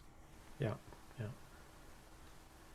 Yeah, I think, and that's something that we talked about with Ursula last week when she was talking about some of the work that she does through internal family systems and some chronic healing and some of the stuff that she works on, about how um, there are things that happen to us, maybe, when we're much younger, 3 years old, and we're not able to process what happened, at 3 years old. And so it stays with us. And so we grow up, we're 10, 20, 40 in our 50s, but still operating as that 3-year-old who isn't, understand exactly what you just said, because couldn't work through, the situation, didn't have the tools at the time, and never really got the tools to move through it and sort of, whether you want to say come out the other side, but come out the stronger for it. And hence why so many are, later on in life going through some form of therapy or spiritual evolution or revolution or exploration or whatever it is. So it's to me, it just awareness and choice, which again we've talked about, not only last week but like many times on the show, because I am of the belief that we are always choosing, always, regardless of whether we're aware of it or not. And even sort of, Thomas, when you were talking earlier about taking action, and how about what was it, that not doing something, like even not doing something, or thinking that you're not choosing, that in and of itself is a choice. Yeah. But oh shoot, I can't remember what it was. We're talking about money and not Money. doing anything. Not doing anything. The risk. Oh, you were talking about risk. That's what Yeah, it was. And the so, risk of doing nothing. Risk and safety, and this, idea of, if you don't risk anything, then you sort of keep yourself safe. But in keeping yourself safe, you also keep yourself small and keep yourself, from the opportunity of being who you are Yeah. truly capable of and meant to be. And so What is are the you risk in risking? that? Are you Yeah. risking, like sort of like feeling afraid and not knowing what you're going to do, whatever? Or are you risking that incredible, amazing awesomeness that you are meant to experience and show up as? Like what's more valuable to you? And that, I feel like, for me is a continual battle, Yeah. with what I'm choosing to put my energy and focus on. And it's kind of like you said before too, once you open the box, you can't close it. Like once you know what you know, you can't unknow it. Yeah. And You can trick yourself. You can yeah, try to BS yourself. yeah. Belief system. I'm saying belief system BS. Well, Okay. which, belief system bullshit, whatever. But you bring, so again, 1979, 1980, Rush puts out an album, song on there called Free Will, Mm-hmm. right? And one of the lyrics is, if you choose not to decide, you still have made a choice, Yeah. right? Like, the prophecy in that for me is always there's a residue in these. But for me, music has always been a great teacher, not just Rush. I mean, I love Coldplay. Like some of the lyrics in Coldplay are so bang on. I love U2. Bono has written some incredible spiritual healing lyrics about life and the experience of life. There's so many great artists, Kate Bush, Sarah McLachlan. Like I can go through a list of artists that I have on my playlist where their songs, their lyrics, their writing is the human experience. Mm-hmm. And it's a path to healing on this journey. And so for me, music has always been this thing that I can put on and sing at the top of my lungs in my car and feel that emotional tug on my heart and in my soul for a new version of me to emerge, right? That's how it plays for me. So I love it. And it's interesting to listen to you talk, because I feel like perhaps you and Glenn hear music, or you hear the lyrics is what I'm getting at. And for me, I hear music first, then I hear the lyrics. There are songs that I could be listening to and singing the chorus to for decades, and I don't really know what the song is about, because to me it's the feeling that the music evokes in me. And that could be maybe because I was a classically trained pianist, and so everything that I was playing had no lyrics. It was music, and that's what I ended up tuning into. Right. But yes, I mean, music for me is just. Well, I appreciate that, because I do too. When I listen to soundtracks of movies, Yeah. there's stuff I like to listen to. And so, for Yeah. example, I'm not a huge Michael Jackson fan, Mm-hmm. but Thriller is perhaps the greatest pop song ever written. Like, How can you not put on Thriller and be like, Billie Jean, excuse me, Billie Jean, the greatest pop song. How can you not put on Billie Jean and just be like, oh my gosh, ding, ding, ding, ding, ding, ding, ding, ding, ding, ding, ding, ding, ding. Right? It's like I'm gone. I'm immediately hooked Yeah. into that essence, right? So I know what you mean. I love both, but for me, what really builds an artist is when I can go deeper. So the music might attract me. Yeah. If the lyrics are there as well, now I'm hooked, right? Now I'm into their artistry at a deeper level. So That kind of reminds me of what some ministers say about spiritual centers or churches. What brings people in is the music. What keeps them there is the message. So just a little nugget there. Yeah, nice. Lassie and I were once in basically the same room as Quincy Jones. We don't want to brag or anything. Basically, we were in the same room. What are you It was talking about? It was a big room. There were a lot of other people there, but we were in it. Yeah, it wasn't a concert. It was him just talking. And anyway. Oh, it's such a great Hey, I did an acting scene with Morgan Freeman. He played God. Like, I have worked with God. So Okay. what does that mean? I don't know. Well, we're all God, so yeah, okay. There you go. Okay, so are we moving on, Lass? Or I think so, Okay. because it's about to hit 11 o'clock, which means we've been talking for almost 2 hours, and it could keep going, I think. But, maybe we could just do it again another time and That would be great. see where that conversation takes us then. So before we go, we're going to move into the next little segment, which is the super rapid fire question round, Oh gosh, which great. Glenn is going to bombard you. So get your not even thinking cap on, just get ready to answer the questions as spontaneously as possible. No deep thought, no mulling. And then this is just another way to get to know Thomas a little bit better. I mean, we've gotten to know him, a lot about you in this last 2 hours. So Honey Bunch, whenever you are ready, are you?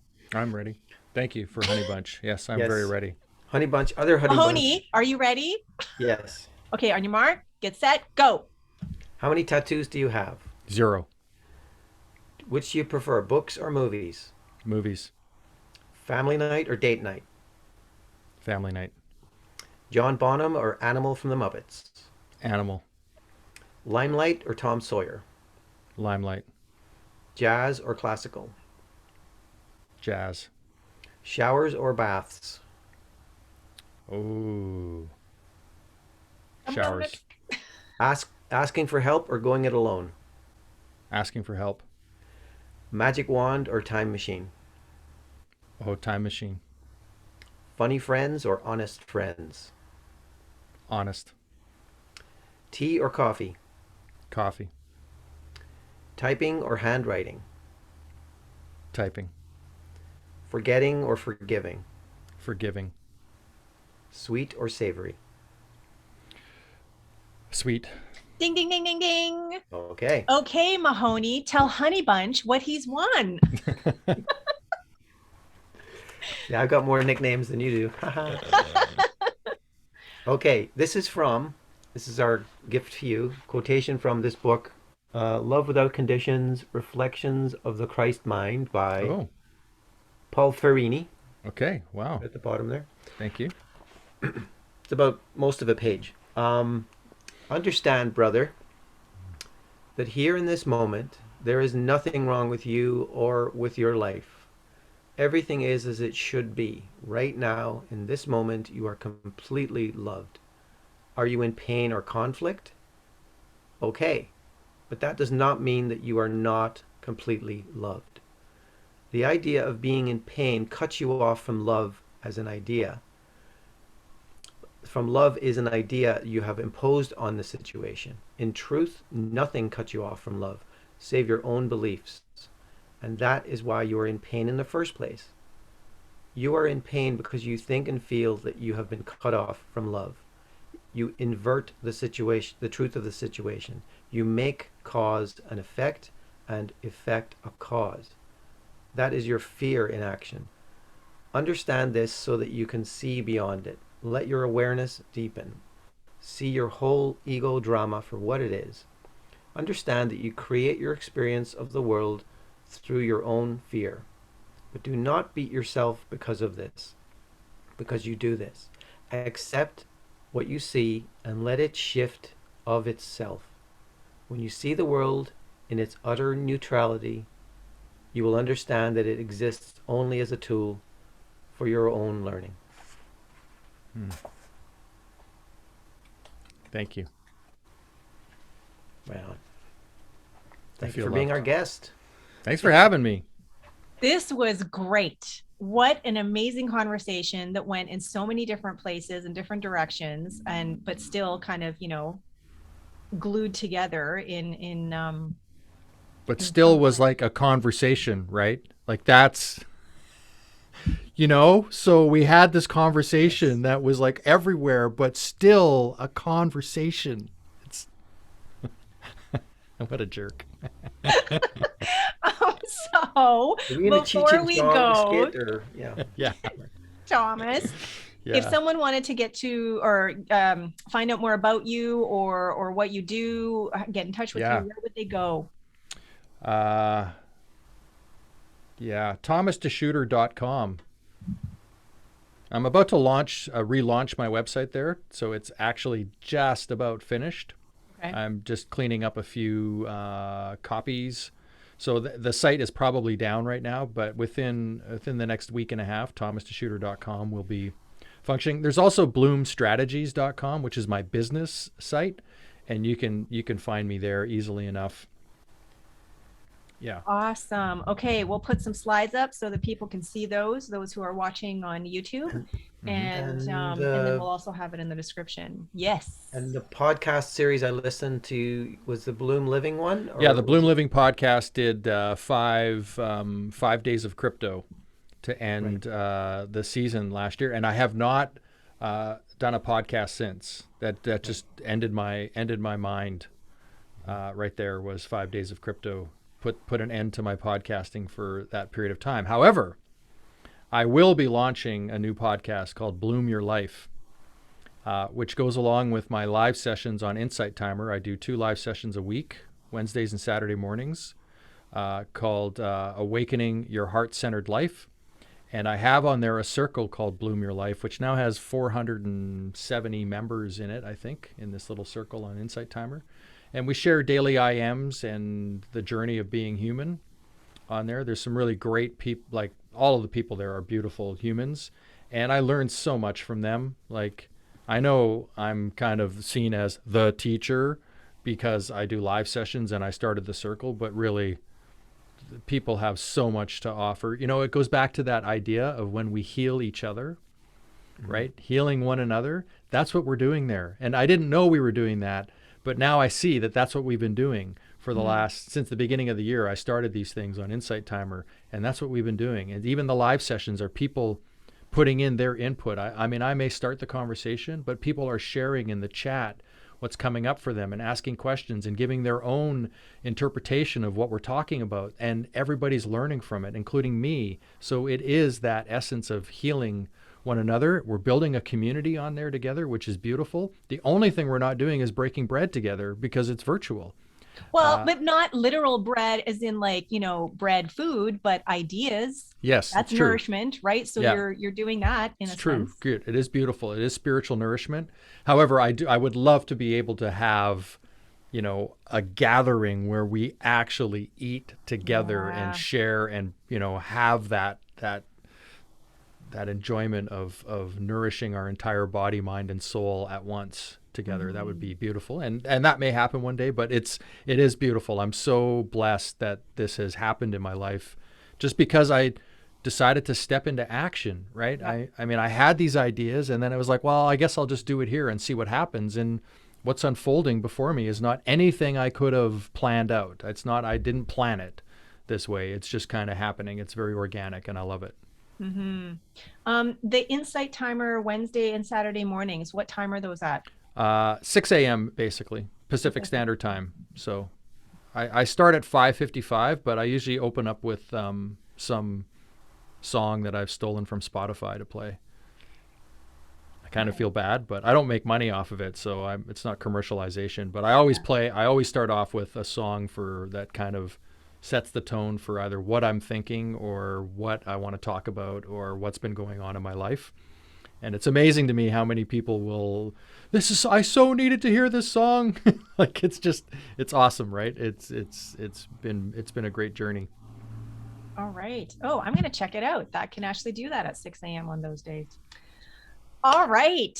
Thank you, Thomas, so much for being with us today. This has been amazing. So thank you to everyone who tuned in. My name is Lasia. I have been your host. I have been here with my co-host, Glenn. Thank you. And our guest today has been the amazing, insightful, entertaining, sometimes irreverent, educational Thomas DeSchutter. Thank you, everybody, for joining us today, and thank you for listening. If you've made it this far, God bless you. Seriously, like really, if you've made it this far today, you are truly a champion. Yeah. So for all of you champions out there who have listened, who have watched, who have engaged in whatever way you have engaged with us, thank you for tuning into another episode of Who Do You Think You Are? Stay tuned, because in a couple of weeks, we'll have a brand spanking new episode with another super special guest. That's it for now. Thank you. Bye. Bye. Peace out. This has been an episode of Who Do You Think You Are? An exploration into how our thoughts, beliefs, and feelings create our reality. My name is Lasia Cahoot, and I have been your host. My co-host has been Glenn Sheridan. We'd like to thank the following for helping make this podcast a reality. Today's special guest, Thomas DeSchutter. Music, Vasco Lorenco copyright, 123rf.com. Background illustration, Sakma Sterke copyright, 123rf.com. For more information on this podcast and our Lasia Cahoot Soul Excavator, please visit www.lasiacahoot.com. If you like what you've heard, please like, subscribe, and let us know by leaving a comment. Thanks for tuning into Who Do You Think You Are?